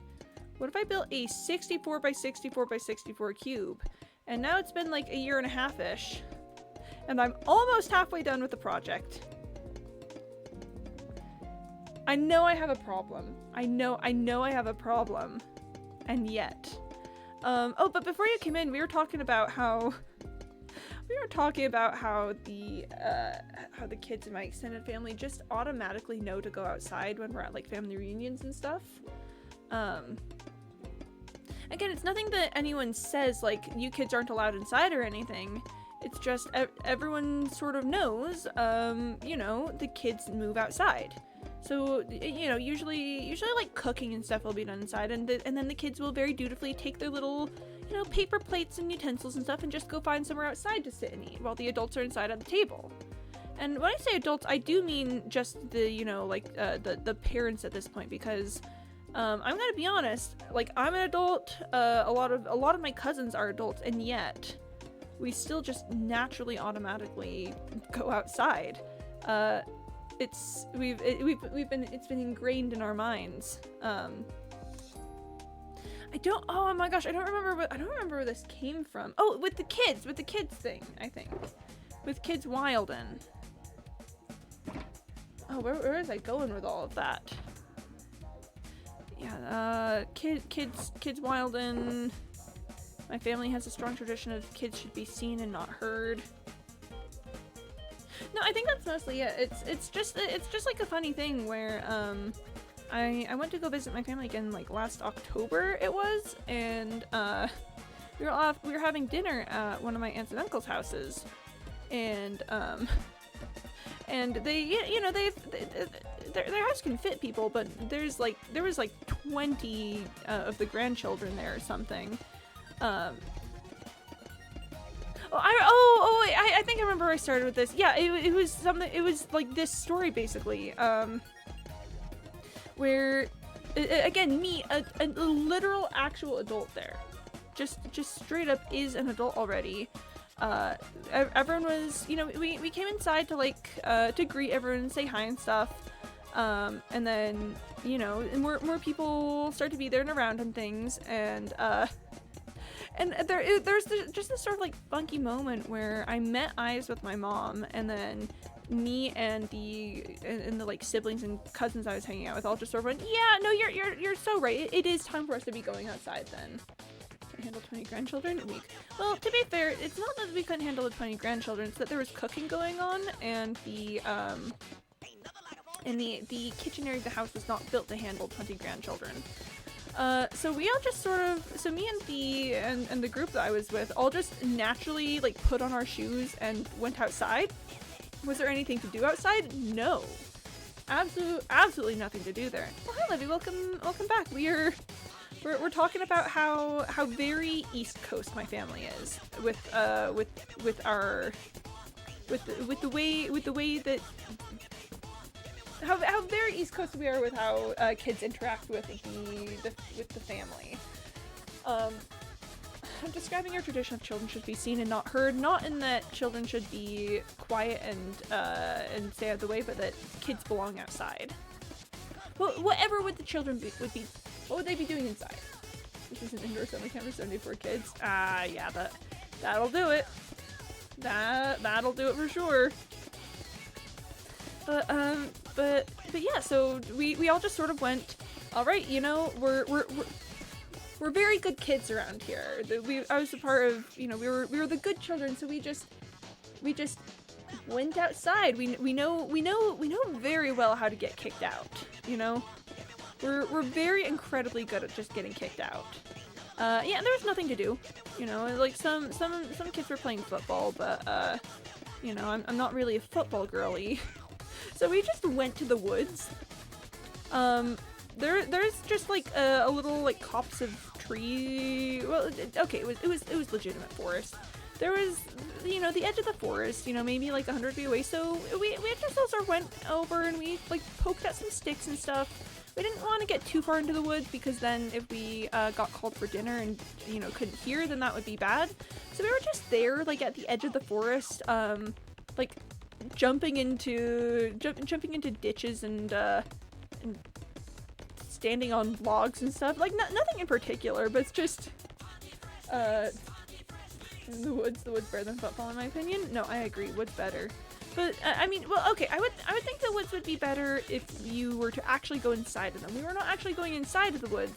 We were hanging out at the edge of the woods, just kind of looking at the trees, like not even in like, ooh, trees are so cool kind of way, just sort of ambling around, just looking at these trees and jumping on top of rocks and stuff. And jumping on rocks is cool. Jumping on rocks is always a good time.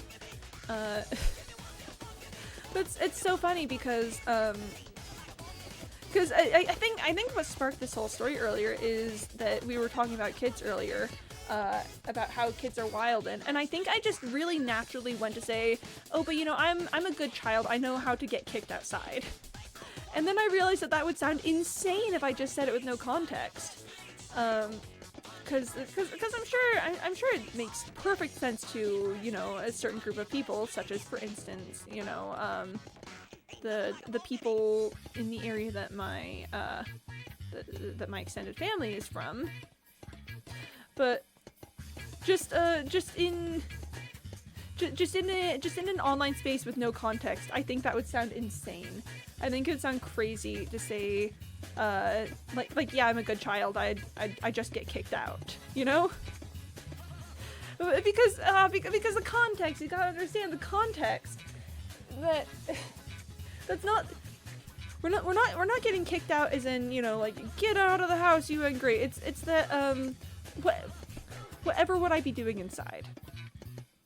That's so weird.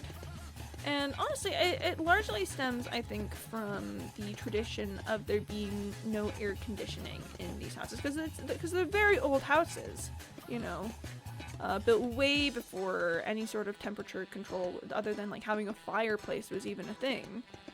So, you know, in the summer, having people inside heats up a house, even if it's like shady. You've got like, you know, good curtains and stuff. Canceling movie, no, I can't get canceled again. No, this is so sad. You know, old houses, no good way of like regulating temperature. So you send the kids outside, you know, have them play in the woods or like the river or something. That's how they can stay somewhat cool. And then the adults stay inside, you know, where without children running around and adding body temperature to everything, it's, you know, at least somewhat a little cooler. Or, you know, or you just go up to a camp. Everyone had a camp up in that area. And by camp I don't mean like summer camp style camp. It's just, you know, you go like spend a week at the lake or whatnot. It's just, you know, it's just time to leave the more populated areas and go over by some water where, you know, where the water helps keep the climate a little cooler. No, for real. No, I'm gonna be honest, whoever came up with the idea of just going to like a little lake or something during the summer, kinda genius. Because it really is just so helpful with regulating temperature. Hashtag cancel movie, what? No, you guys, no, please, do not control alt delete me, please. Please, no. I'm just a little guy. I'm just a little guy who loves berries and cream. You wouldn't cancel a guy who loves berries and cream, now would you? Consider who will love the berries and cream when I'm gone. All of you will be out there like, man, remember when there was someone who loved berries and cream? I feel so sad that that's no longer a thing that happens in my life now that Quimby is gone. You guys will be so sad. You don't want to be so sad, do you? We know you did 36 years ago. You guys are supposed to find out about that. That was supposed to be hidden. I can't believe you just dig up dirty laundry from 36 years ago. You know, actually, no. You know what, Jayshu? I'm gonna say it. I think you are the problem at this point. Digging up something that someone did 36 years ago before the laws were put in place. I think that is this is why we can't abolish the prison system yet. You know, I think this is anti-prison abolitionist, and quite frankly, I'm a little disappointed. I thought better. Womp womp. Yeah, all right. Look, oh, I will say, look, we're getting very close to that. Now, I want to check. 2, 4, 6. Ooh, I'm gonna have to do a single layer to put us on track to meet up with the edge there cleanly. Or I could keep it on doubles and then have that one singular block lifted. But I kind of want it to be a clean transition. So I think we're gonna do a single layer after this. Just to get us on track with that. Just to get us set with that. Because normally I do think doing 2 layers at once is the way to go. Doing the 2 layers.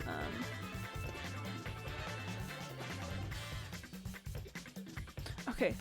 I thought I had an odd number for a second. Oh, I'm going crazy. Finish blocks faster than they change color. Definitely for most of them I can. Like, I don't know, probably a decent section of this area is gonna get oxidized before I'm done, and you know, obviously this right here has been going for some time. But for the vast majority of the blocks I'm placing, you know, they'll remain unoxidized until I'm done. See if that sentence makes sense? That makes sense. You see first 3 episodes of Fantasy in writing.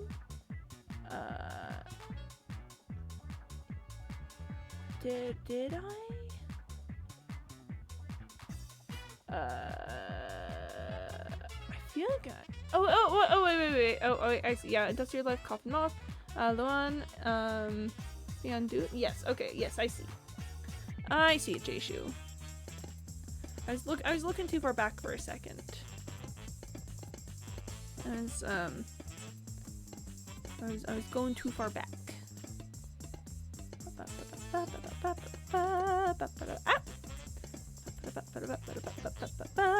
Oh no, chat. If I'm just making sounds, that's a sign that I'm getting drawn into the spiral of death and decay that is copper hypnotism. Let's talk about bees. No, I like bees. I like bees a lot. I just don't know if they're a great conversation topic. Because what can be said about bees that has not been already said? You know, they're perfect. They're God's perfect little creations, and I don't know if there's anything else that needs to be said at that point.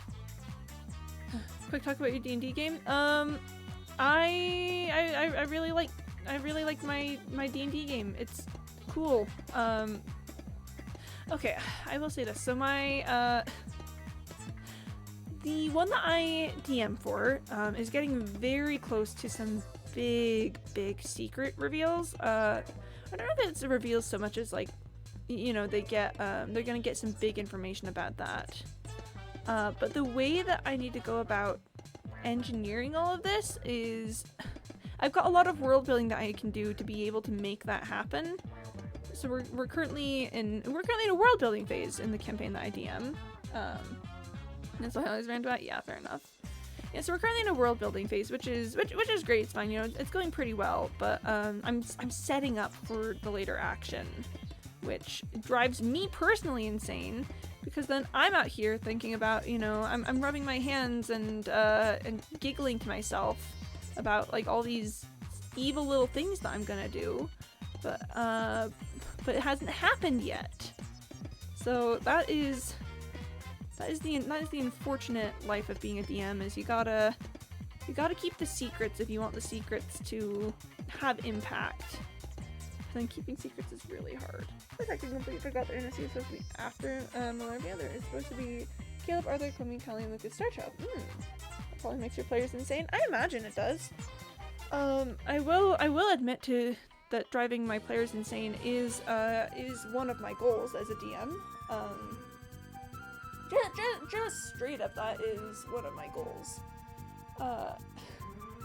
I don't know if it's mean or not, but I think it's really fun to, you know, just engage in storytelling in a way that that makes you crazy about it. Like, you know, and I do try to like communicate enough that everyone's having a good time. I think that having a good time obviously supersedes telling a good story, or telling your story in particular. But I just think it's really fun to both drive people crazy and be driven crazy. Like, I don't know. To go back to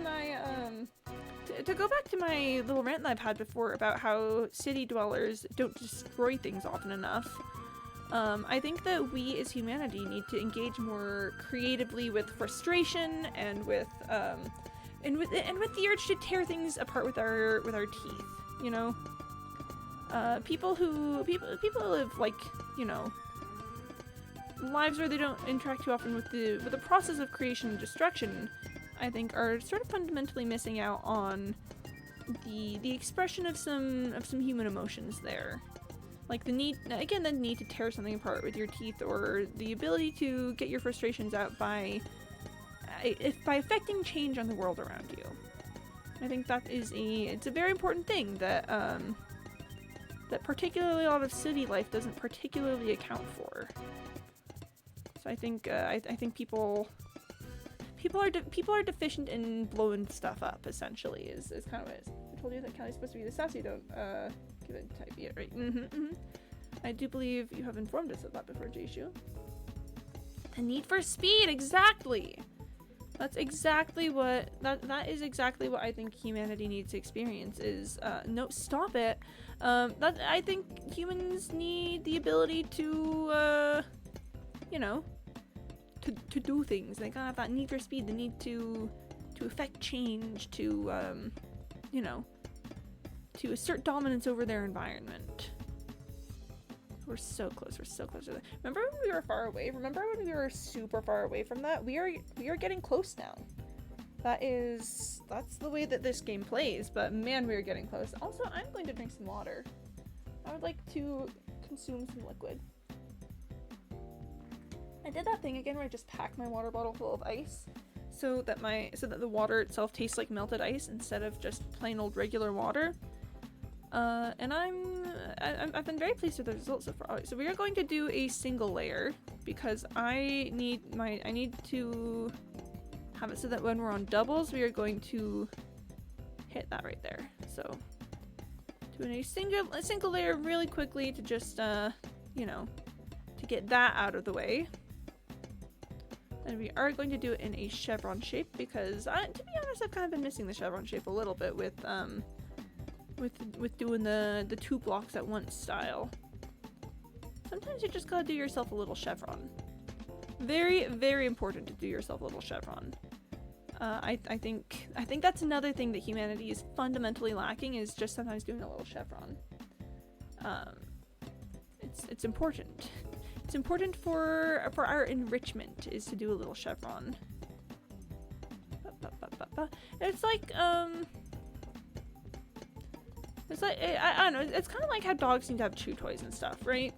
where as much as you can bring a dog inside and have it be a pet and a family companion and everything, it can be the sweetest, nicest dog. Sometimes dogs just need to chew on something. Sometimes they just need something to rip apart with their teeth. No matter if they're, you know, like a big hunting dog or like a little fluffy white thing, dogs just in general enjoy having something to rip and tear with their teeth because that's a natural part of their behavior, a part of their instinct. I feel like humans tend to have a lot of instincts along those lines as well, of needing to, you know, rip and claw and tear. But so many people are just like, oh no, the urge to rip and claw and tear is bad, and so I should not engage in it. And I'm like, no, get yourself, like, I don't know.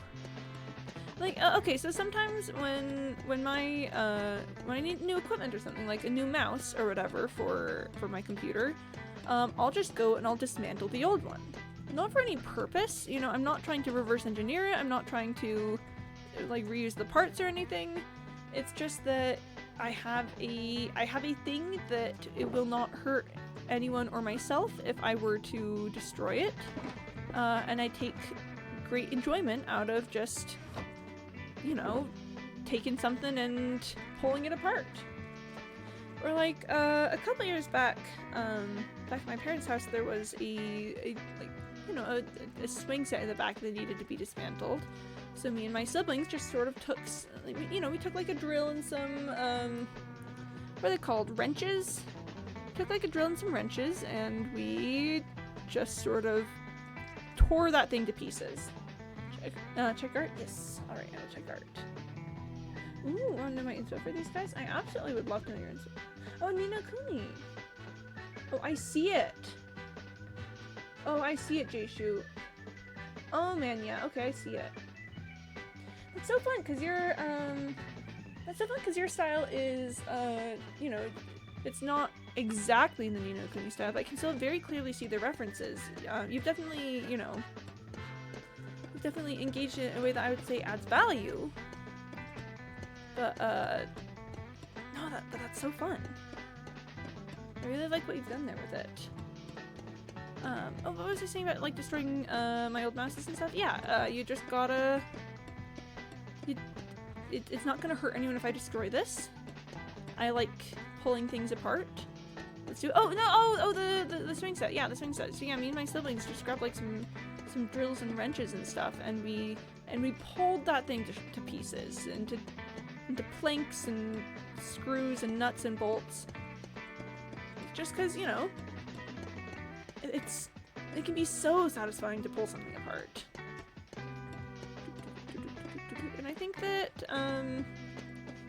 again, I think that we not exactly in the same way, but we can kind of experience that same sort of thing engaging creatively with stuff, particularly with, like, mysteries and things we don't have the answer to, is just having that urge to engage with it and to find what makes it tick. I think it can be fun, so I do intentionally want to drive my players insane, is what I will say on that. It's good. It's good enrichment. It's good for their health. It'll help them in school someday or something. I don't know. It builds character. Their characters.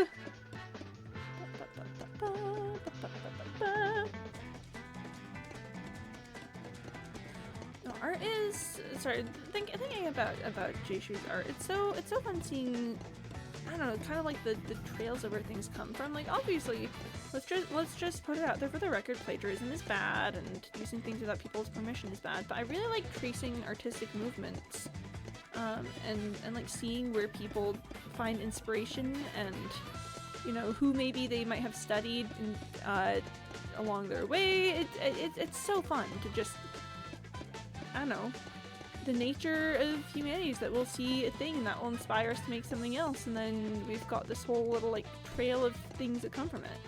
Like, the stories that I write, for instance, take a lot of inspiration from things that I've read just through my life.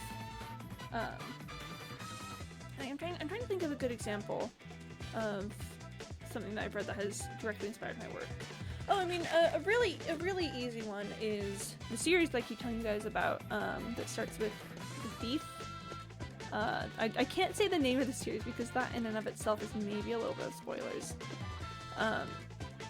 But yeah, the Thief by Megan Whalen Turner is a huge inspiration on my work. Just the way that she writes lines of action and characters and world building.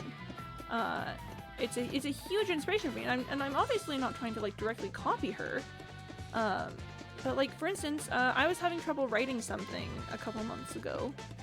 Just, you know, I felt like it kept getting bogged down and heavy and wordy.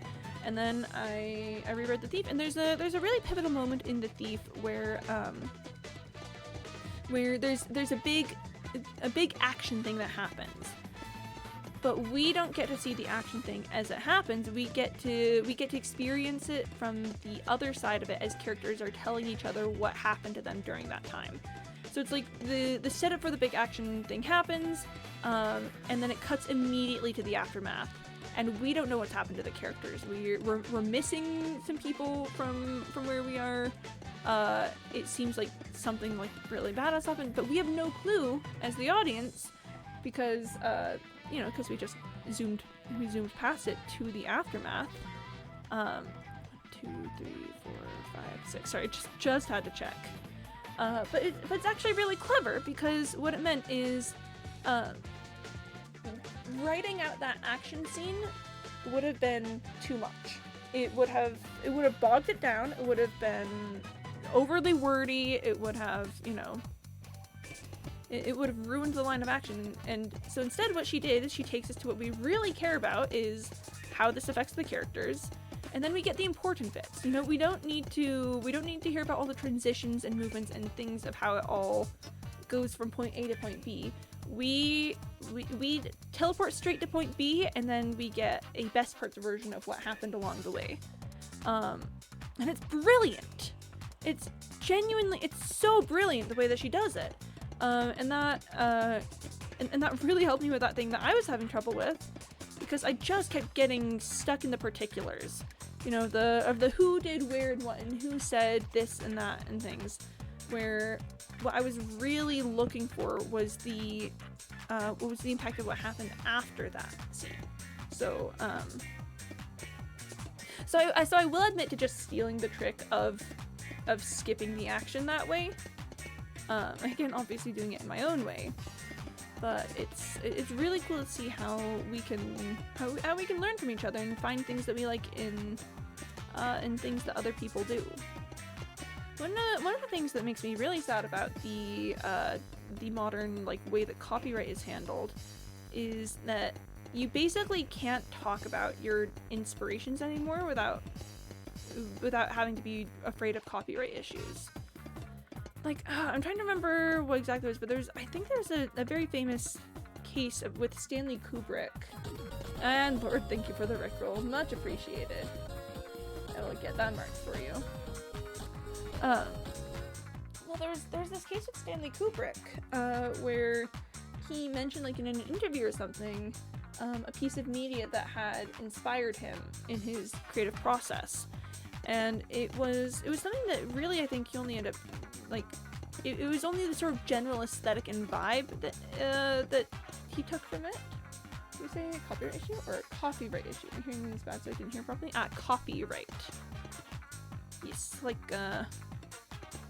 the legalities of creative works and stuff. Yeah, it was this old TV show that Stanley Kubrick caught some ideas about style with, and then the estate of the guy who wrote that episode of the old TV show sued him for creative infringement on the rights. And again, it wasn't they thought you had a copyright issue. Man, if I had a copyright issue, you guys would be the first to know. I would go live instantly to tell you guys. Everyone should have to wait for Coffee if the job needs it. This is so true. This is you're based. And based on that, actually, Lord.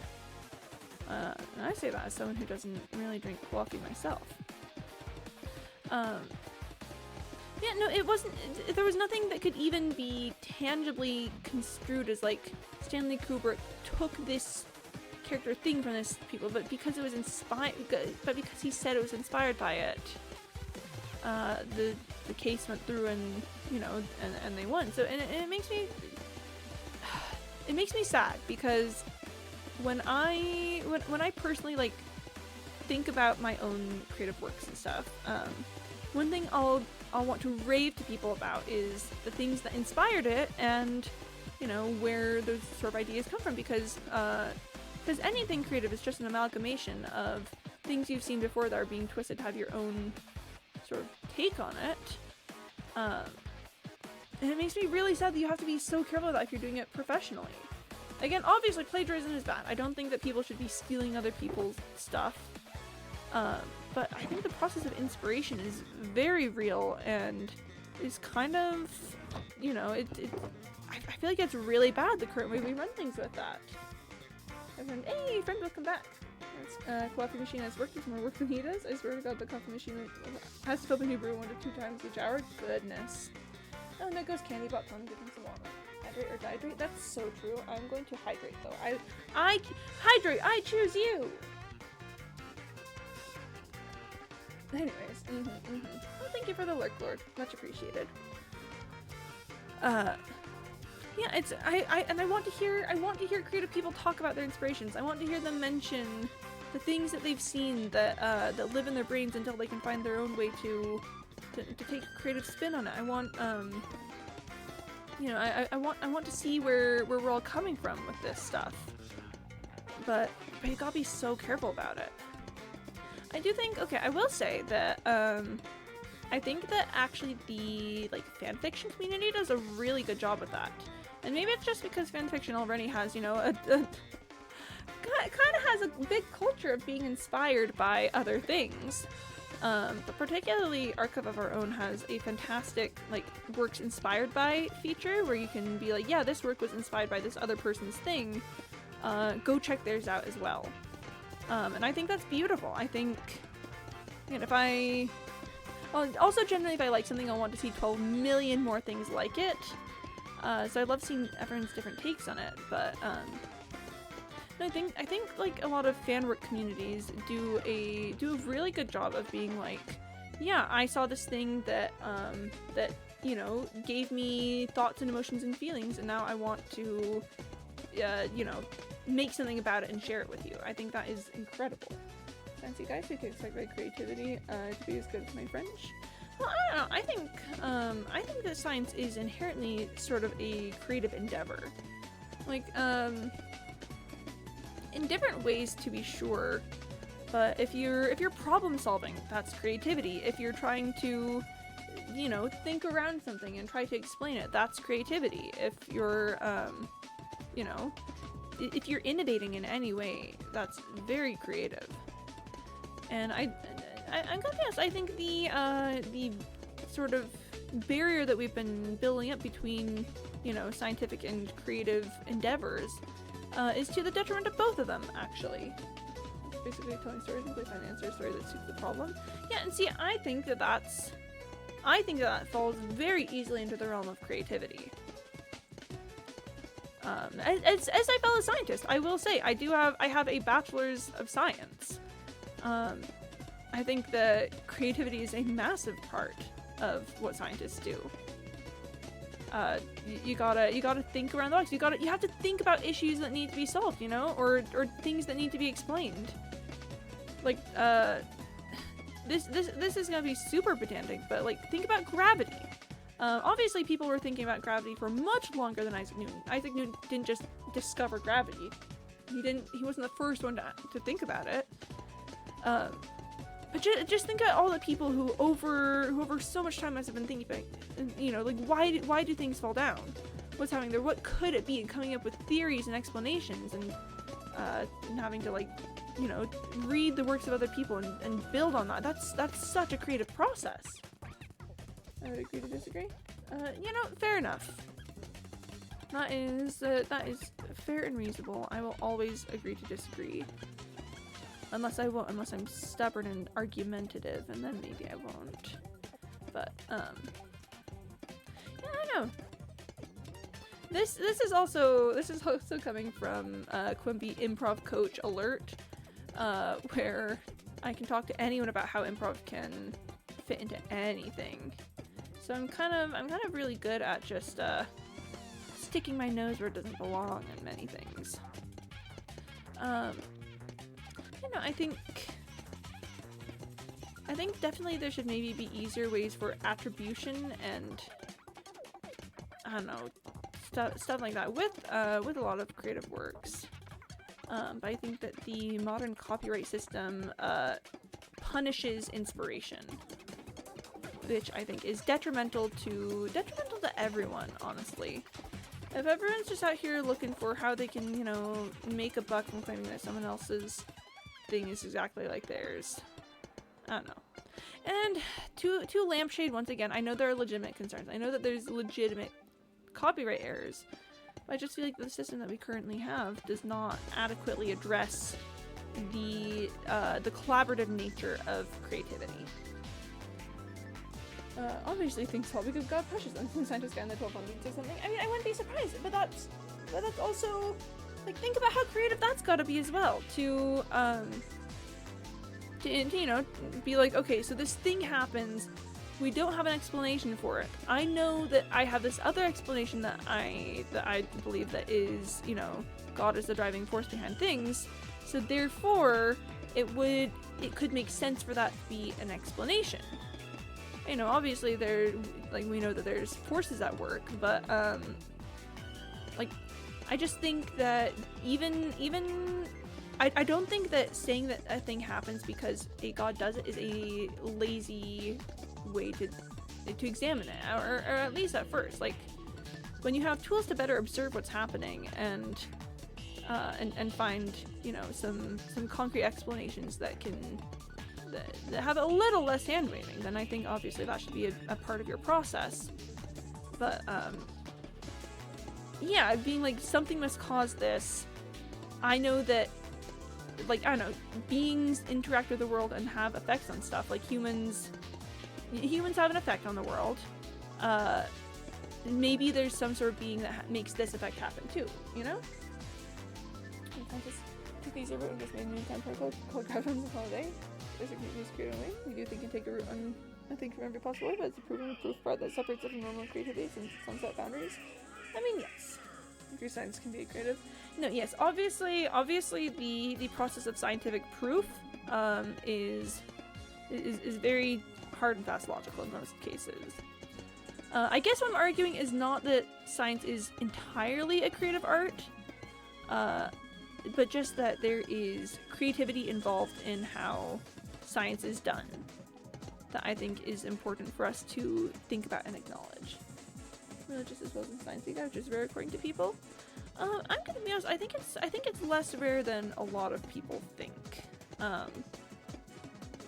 Because, like, I know, like, I personally know so many people who are big yes science, who also again are religious, and there's this sort of wide view that religion and science are entirely separate. But I know so many people who mix it in a lot of ways that I think is actually pretty neat and cool and exciting. Like, humanity can believe whatever we want, you know, we can do whatever, and, you know, if religion fits into your worldview, then that is, I think, totally fair and reasonable and valid.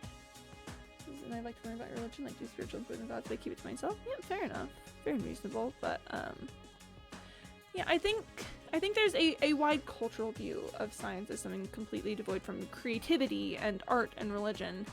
But I do disagree in a lot of ways.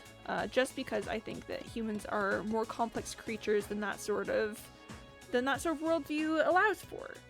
I think there's, if you look, I think there's clearly a lot more going on in so many different ways.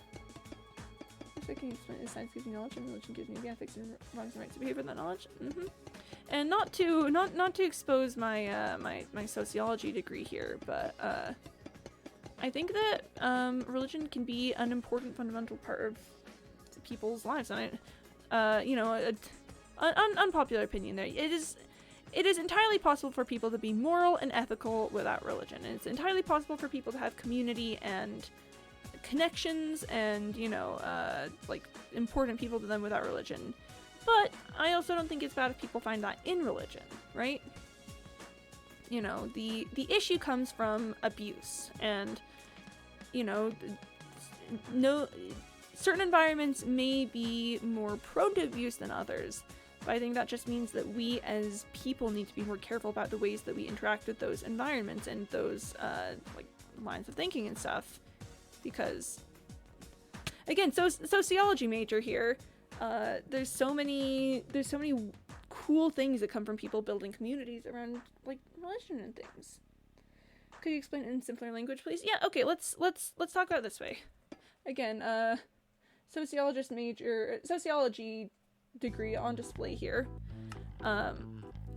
Humans are inherently social creatures. Like, there'll be exceptions and stuff, but the vast majority of people will seek out some sort of community and society to engage with. So over time, people have built, you know, people have built ways to find that community and society that they're looking for. And for a lot of people of the world, religion fills that role.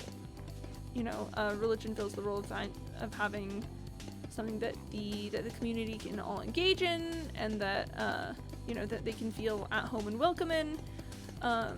And you know, I like, and yes, abuse is common and can happen in these situations.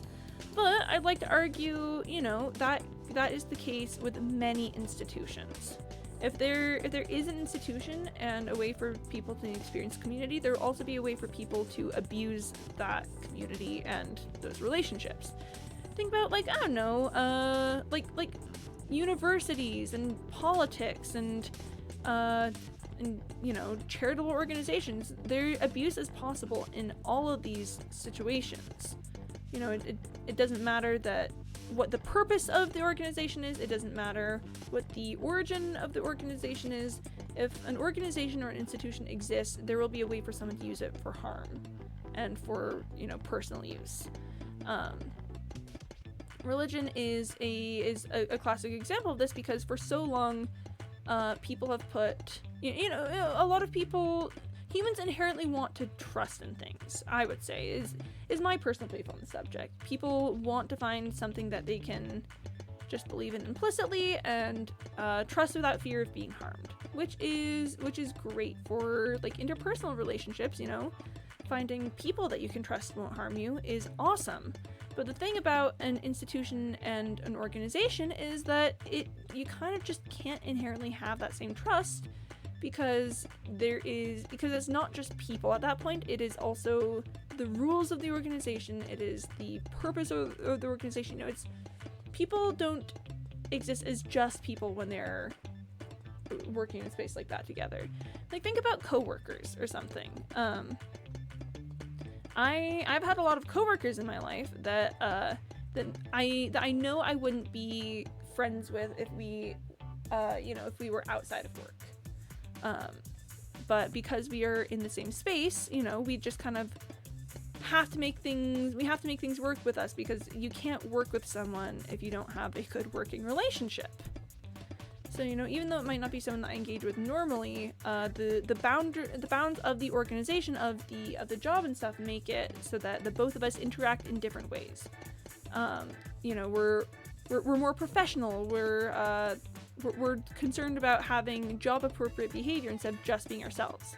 And the same thing happens in any organization as well, as people will consider how their membership as part of that organization or group affects the way that they behave.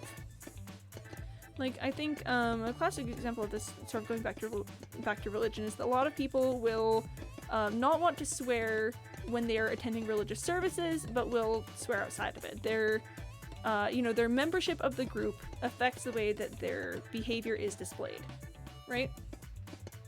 So I think that and what that point kind of leads me to is that people want to find things that they can trust and not have to question with it.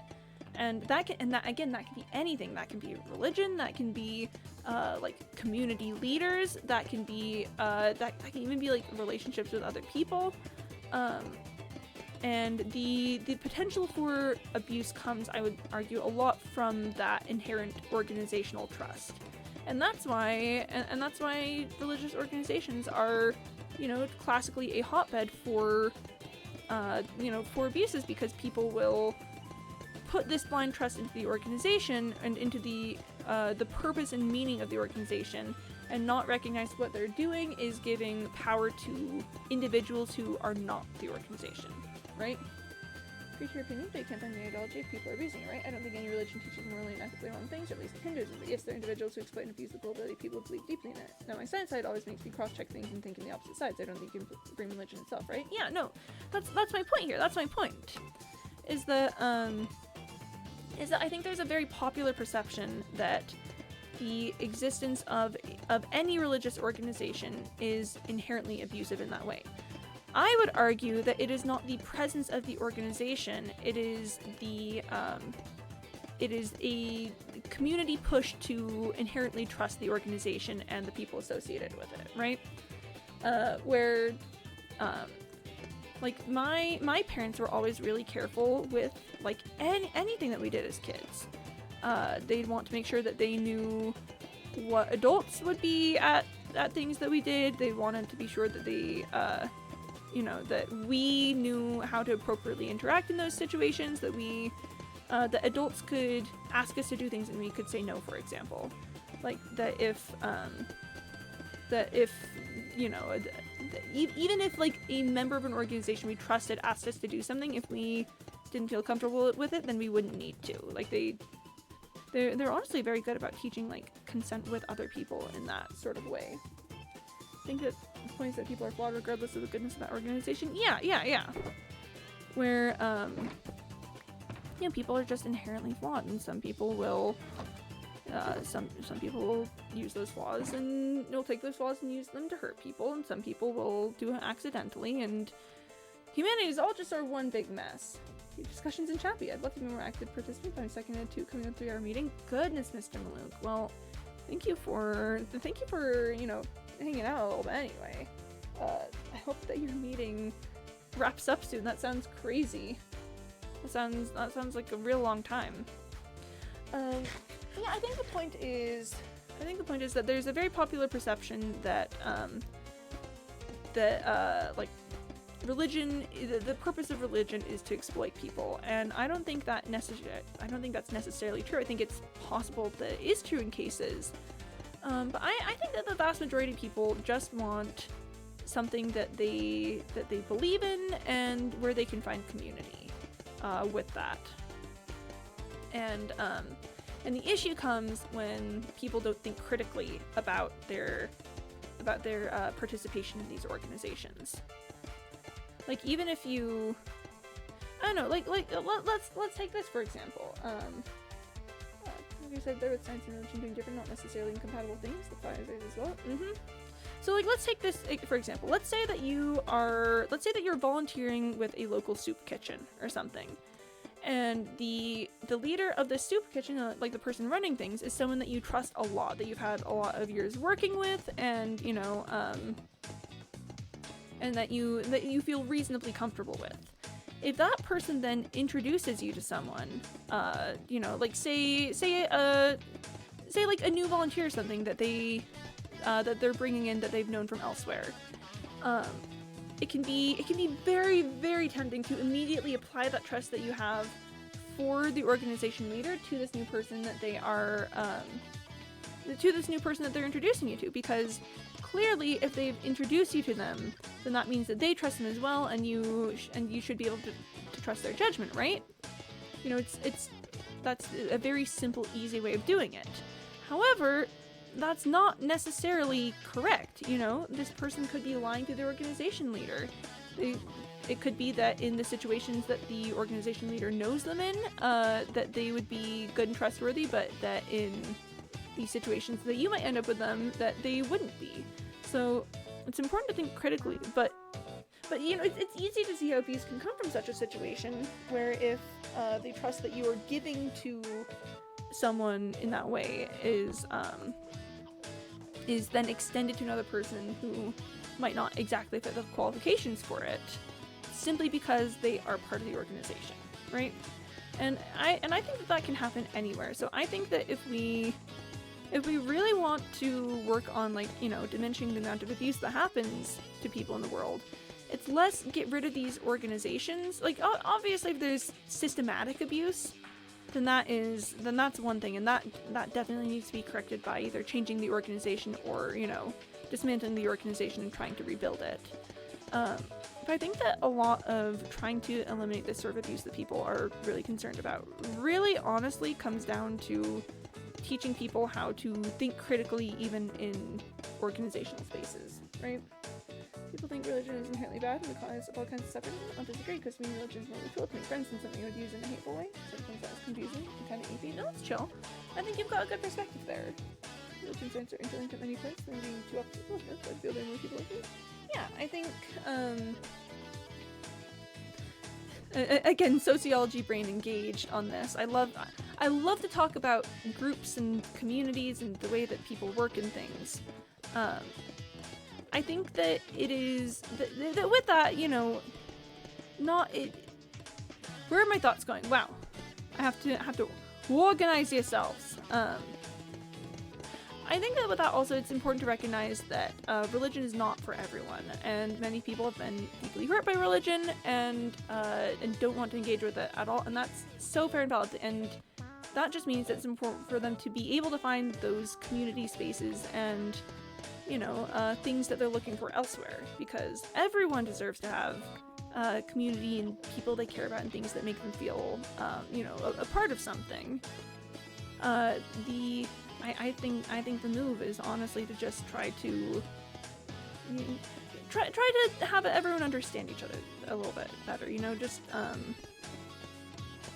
if we can think about this all critically and understand what we owe to each other in society. And I don't obviously this isn't the end all be of it all, and it's not like a perfect and this is how we solve world peace kind of thing. But I just think that when you look at it from like a wider scale community issues kind of perspective, I think that some things clearly present themselves in that. Again, I think that largely the issue is the way that we interact with how we put our trust into things. I don't know if that makes sense, and I think at this point I am running circles around my own points, but sociology. Can we solving world peace moment? Ah, man. Like, take our Chappy, for example. I like to celebrate with everything, with y'all, whether it be Christmas, Thanksgiving, etc. Yeah. Chappy is a great example of a community, I would say. Right about completely. Be kind to each other and party on, dudes. Love you, Chappy and Quimby. Thank you for the like, Mr. Moon. Thank you. I think, Chappy is a great example of how people can find community in spaces, where people show up here to interact with people that they like and to have discussions that they like about things and have fun together. And it's nothing, it's not, it doesn't have to be serious, but like, people, I'm glad that this space provides things for people, but then also, something I always try to be aware of, like, as a streamer, that I am responsible for obviously I'm not responsible for everything my community does, but I am responsible for trying to set a tone, at least with the streams, and trying to, encourage things that I think will be helpful and discourage things that I think will be harmful, and it's a responsibility that I do take very seriously, I think about this a lot, genuinely, because I think you guys deserve a good space. I'm gonna be honest, I want to run a good space here. So I try my absolute hardest to dictate what the culture of this community is the best I can. But it's like I don't want to be controlling, but I want to let you guys have fun, but I want to discourage it. It's a complicated process, running running any sort of community is, but I also take like the responsibility of making sure that it's a safe space very seriously. You know, we talked about Community Nation, yeah. So weirdly feels like home, you know, because in India we have a very wide range of diversity in people, whether it be religion, language, etc. It's nice to have a mix of everything. Yeah, genuinely the diversity in Chappie is something that I enjoyed quite a bit. Mostly because I'm a sociology nerd, and I'm like diversity in spaces. We love to see it. Love having a mix of people. It really seems like the way, honestly. You know, call me crazy, but I think having a mix of people is sort of the direction to go. Oh yeah, but then the safety thing I think about a lot too. Like with running something like this, it would be, as we've mentioned, you know, people like to put a lot of trust into organizations and people and things. I'm very conscious that if I endorse someone or, you know, say opinions on things, that you know, people may trust that, essentially, and I don't want to run into this situation where I'm the soup kitchen leader who brings in a volunteer who's then going to, you know, who's then going to give someone trauma, right? Gotta go see you later. Yep, see you, Livy. Thank you for stopping by today. It was so lovely to have you here. Good luck with whatever it is you gotta do. Yeah. So I guess in case you guys are wondering, I am very intentional about a lot of things around here. I try to be aware that my choices and actions as a streamer have consequences, and even though this is a hobby and is you know, fun for me, that I still gotta take it seriously and, you know, be careful with some things. Which I would hope that many people do. You know, like even for people it's just sort of a fun thing. I would hope that people take the responsibilities inherent with being a streamer seriously. Oh no, I'm getting introspective now. Oh man, oh, I'm getting introspective on it. I think that I need to break the introspectiveness, because I just got legitimately like, oh no, but what if there's people out there who are just trying to have fun, but then don't understand that the inherent power and responsibility that having a community of people who interact with them have. Chappie itself is very disciplined in a way, since everyone tries to be silly goofy rather than serious and touching sensitive topics. Yeah, no, that's another thing that I really enjoy about Chappie, is we can have discussions like this, you know, where we're touching deep on the nature of humanity and communities and society and whatnot, but then also we can have I don't know, we can have me getting attacked by a goose. I do really appreciate that there's a balance of that around here. Everyone is on the whole very very disciplined and very polite about it, which I personally appreciate, because again, as much as I do my best to regulate the community, I'm only one person and there's only so much that I can do. So having you guys be part of building the culture with it, and you know, being intentional about the ways that you guys interact with stuff, that's very helpful for me. Goose attack, so funny. Goose attack, silly goofy. Right, give me just a sec.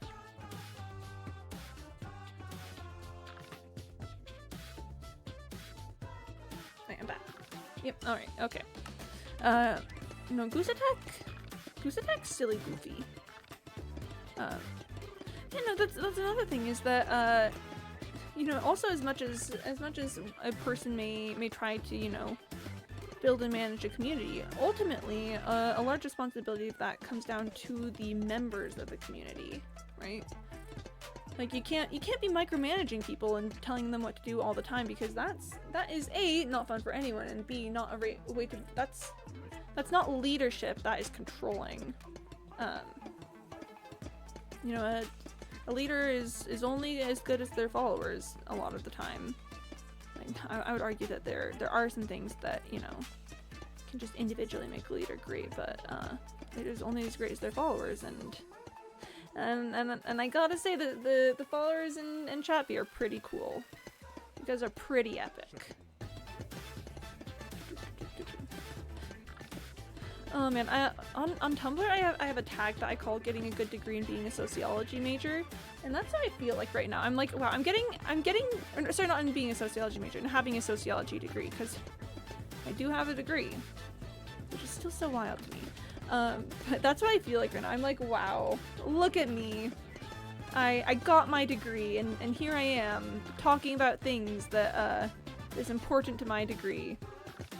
It's actually the reason why I wanted to mod you in the first place, since someplace else in my Scott. I might have to act different and be a bit controlling, but I just came here to get an escape from reality and stress. Would you do a great job of providing something? Heck yeah!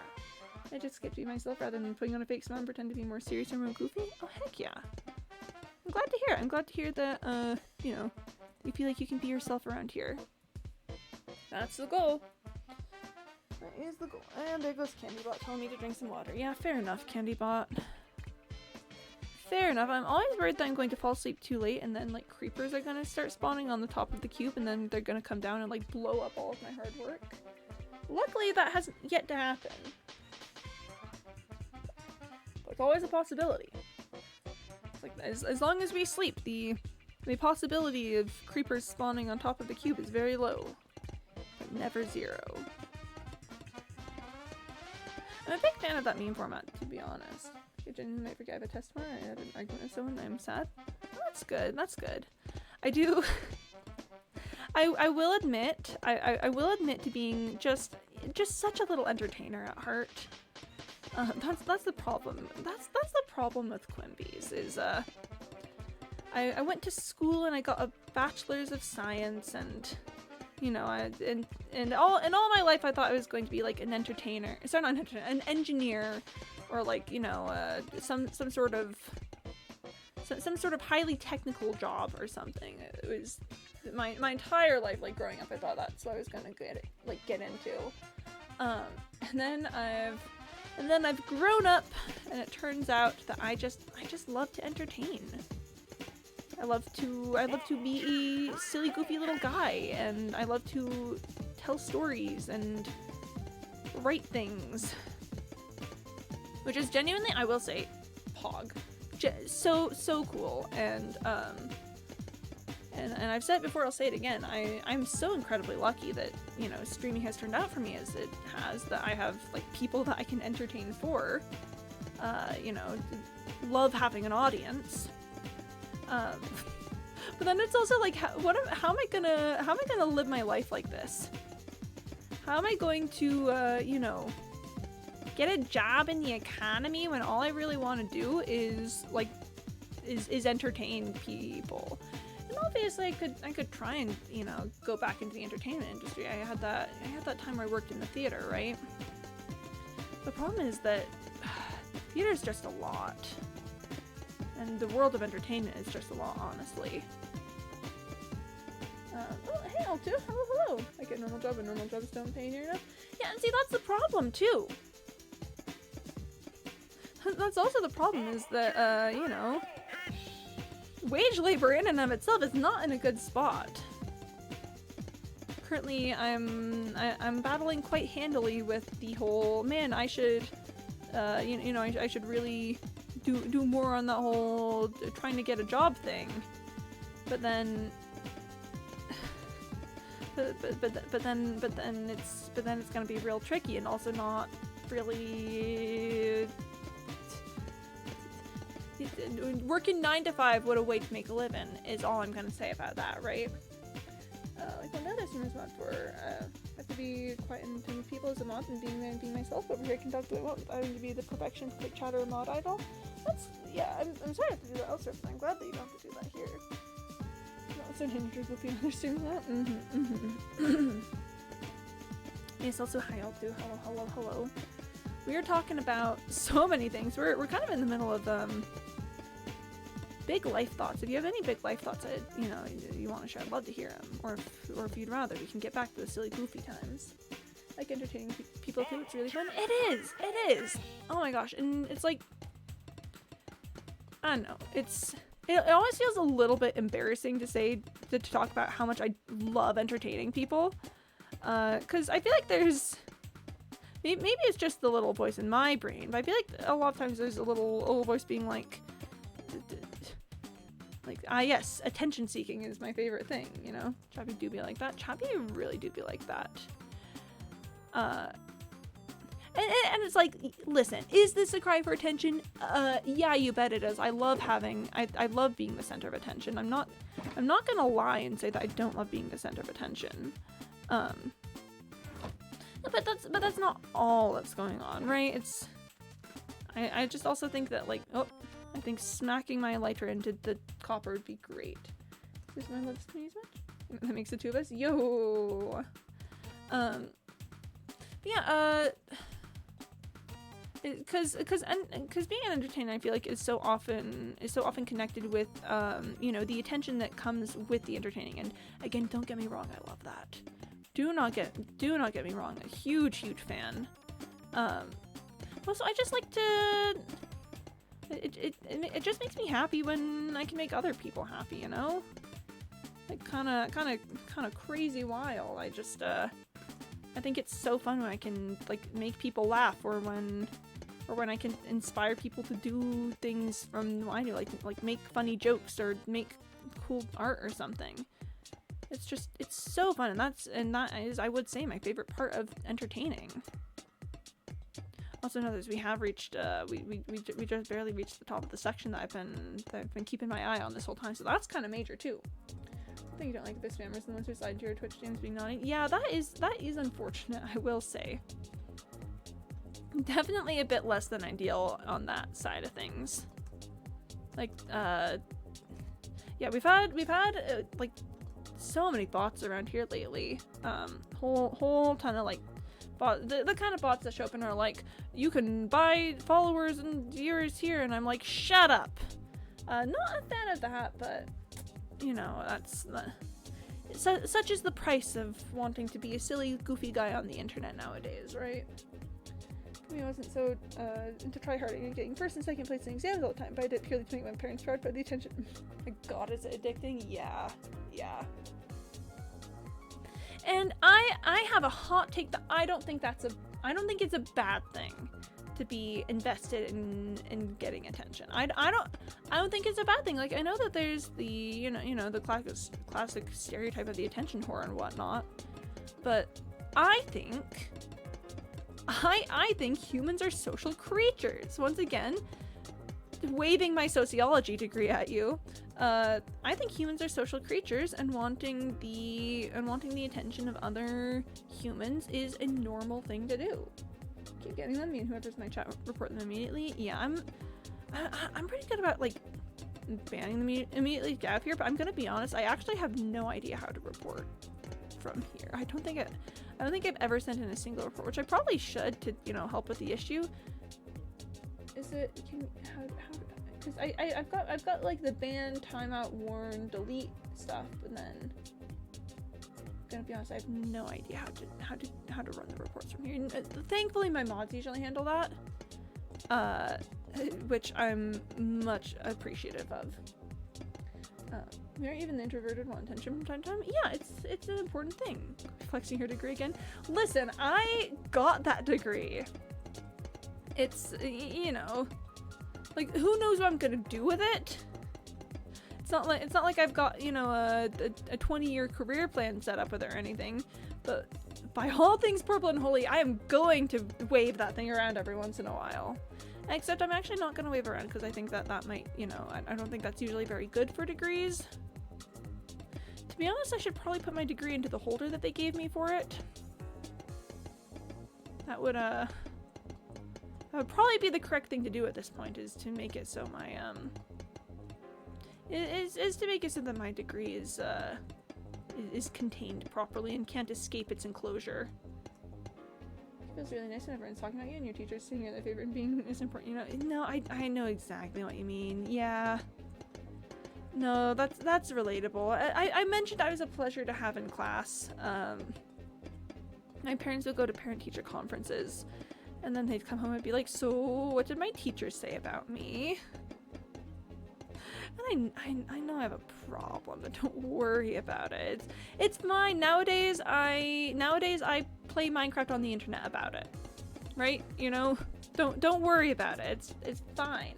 Some guy come in randomly and say, and they were roommates in my most dramatic voice and then leave. You know? Pop off. Pop off. And they were roommates! Oh my god, they were roommates. Love that one. I quote that literally all the time. It's a good meme. It's a good meme. That vine was funny? That vine was funny! So many vines are funny. And then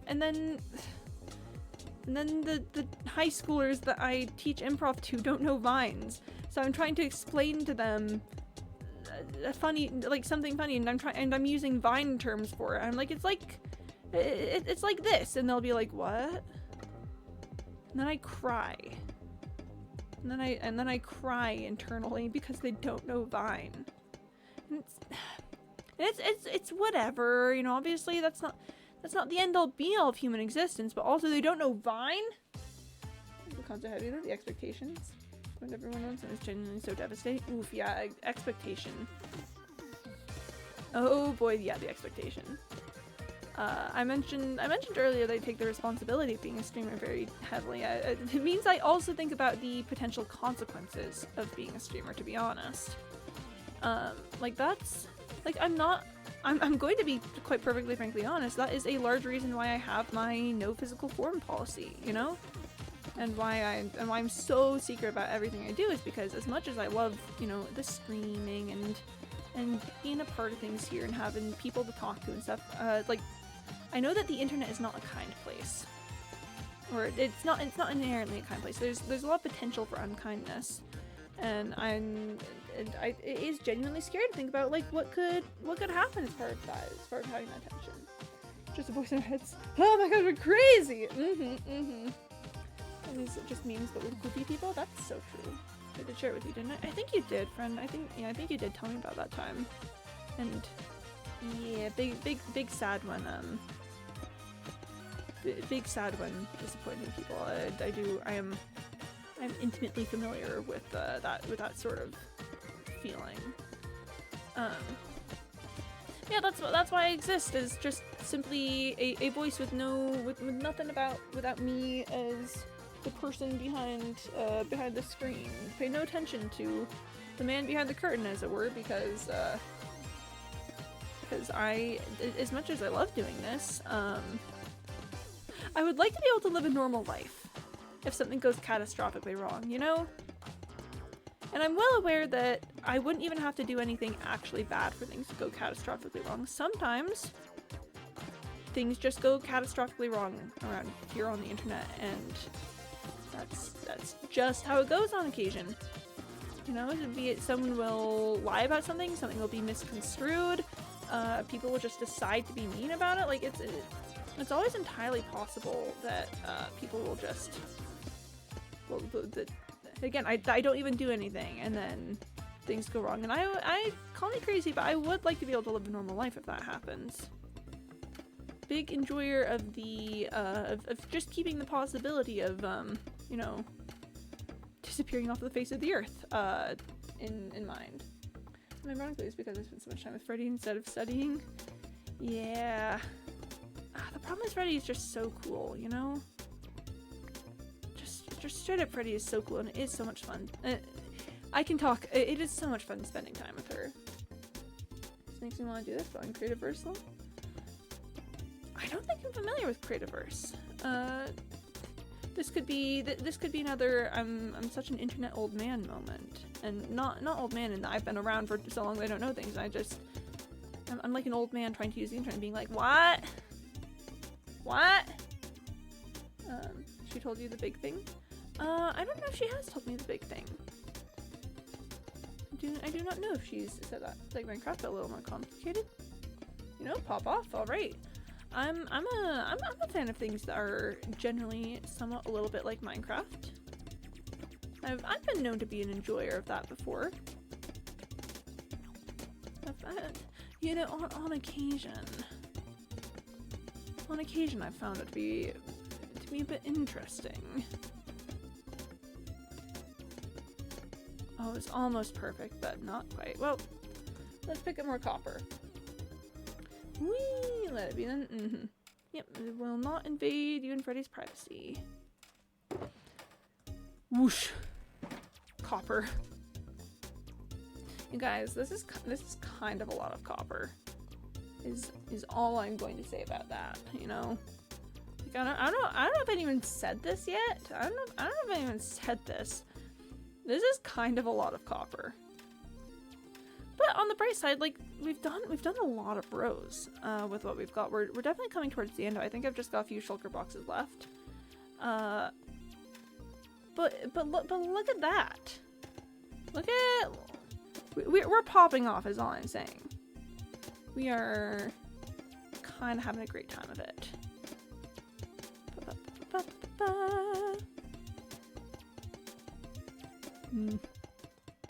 Copper. What am I gonna do? I had a moment where I was like, what am I gonna do when the cube is over? And then my brain immediately provided me with the answer. So I started saying it and then answered my own question halfway through. When I finish this, I do think I'm gonna have to leave this mortal realm of this Minecraft world. I think once the cube is done, that'll be it. I'll have peaked, you know, at that point. What else would there be for me to do? What else would there be at that point? It's just, after the cube is done, is there anything even left around here for us? And obviously I want to finish all of my building projects before then. Like, I think the Great Hall is actually legitimately getting very close. As soon as I can get as soon as I can finish all the big voids and then also get some more crying obsidian to finish up all of the balcony levels, I think that might be it, to be honest. Or, wait, no, not quite. No, wait, I just remembered like 3 other projects I want to do with it. So finish the voids. I want to finish up the balcony levels. I want to do like a cool carving thing into the columns to give them a little more visual interest. I want to see if I can get some sort of like make it more clear that something is like holding up the roof, I guess, if that makes any sense. It's not just a clear glass dome on top of things. It looks like there's like that there's infrastructure holding it. So we've got a couple things, and then I think before I'm fully done with the Great Hall, I am going to actually want to remove the super smelters and then finish up the tile flooring. Like, I think keeping them where they are right now is great because it makes me use the space and, you know, have a reason that I keep coming around and stuff. But I do think that when everything is said and done, when, you know, when all the projects are finished up, or when I feel like I can comfortably move the super smelters to somewhere else, I'm just so in love with the mosaic flooring that I did. I'm so in love with that flooring. That is that's actually big on my list of things that I want to do in my next Minecraft world. Is I want to build just like a big area with like huge mosaic flooring. Or no, I don't think it's technically mosaic flooring. I think it's tile flooring is a better way for that. I wanna make like a huge tile design that's gonna have like a whole ton of maybe like colors and patterns and sort of I don't know, something, so some sort of like big tile design, and then I just wanna make like a big like ballroom or something that uses the tile design for the flooring. And I want to do like I've always wanted to do big like double staircases leading into a room. So obviously this is me very much counting my chickens before they hatch. I have no idea what I'm going to be doing in the next one. Totally did not fall asleep. No, definitely not. That'd be crazy. Why would... Nah, no, definitely not. So obviously I have no idea what I'm going to be doing in my next world yet. But my newfound love of tile flooring is probably going to make an appearance at the very least. So that's probably what I'll be doing after I finish up the cube. I did get the block underneath this, right? No, I did not. See, I knew I would miss something. All right. Whew. Close one. Close one there, but caught it. We have to make sure that the cube is solid. We have to make sure that we're not missing any spots. So sleepy OMG. I mean, if it's any consolation for you, I actually think I am going to end stream after I finish this layer. The stream has gone much better than I thought it would in terms of me getting sucked into this swirling copper void. But I do think it's probably time to be done there. We reached the point that I wanted to get to. We're a lot closer to the top, and I think it's probably time for me to get going because I have to pack for leaving on my trip. So I'll put you guys on the end screen here. Thank you everyone so much for stopping by. It was so lovely seeing you guys and talking today. I love the discussions that we get into when I do stuff like building the cube. I love the, you know, the back and forth we get going on here. So here's the deal, you guys. I'm going on a trip. I'll be reminding you guys in the Discord. I'm going on a trip. I will be gone until July 5th, and that is to say that I think my next stream will be July 5th. I get home on the 4th. I get home on the 4th of July, and then I'll be streaming July 5th. It was a lovely chat, for real. I really quite enjoyed this today. So look for me then. Other than that, I'm currently streaming Wednesday through Saturday, starting a little after 1:30 p.m. Eastern time. And we'll be back in the cube next time I stream. Let me just quick check if there's someone that I want to raid you guys out to. Let me check if we've gotten. Oh, we've got Ren. Ren123 Autism. I can send you guys out there. We love to, you know, raid the people we know. Alright, so I'm gonna send you guys over there. Wait. I don't love follower subscriber only chat. I don't like sending people out over that because then it feels awkward, like there's pressure to follow to do things. So then I think we are probably just gonna end here then. Packums, have a fantastic time offline. Love you and take care. Yes, I will be sending postcards, so you guys will be able to keep up with me that way. Sorry, just remember that I needed to say that. So I'll be letting you guys go here. If you're staying on Twitch, find something cool to watch. If you're leaving Twitch, find something cool to do. Take care of yourselves, you know, drink water, get some sleep, take your meds. I love you guys lots. I will be missing you so much, and I'll see you in a week and a bit. Okay, bye-bye.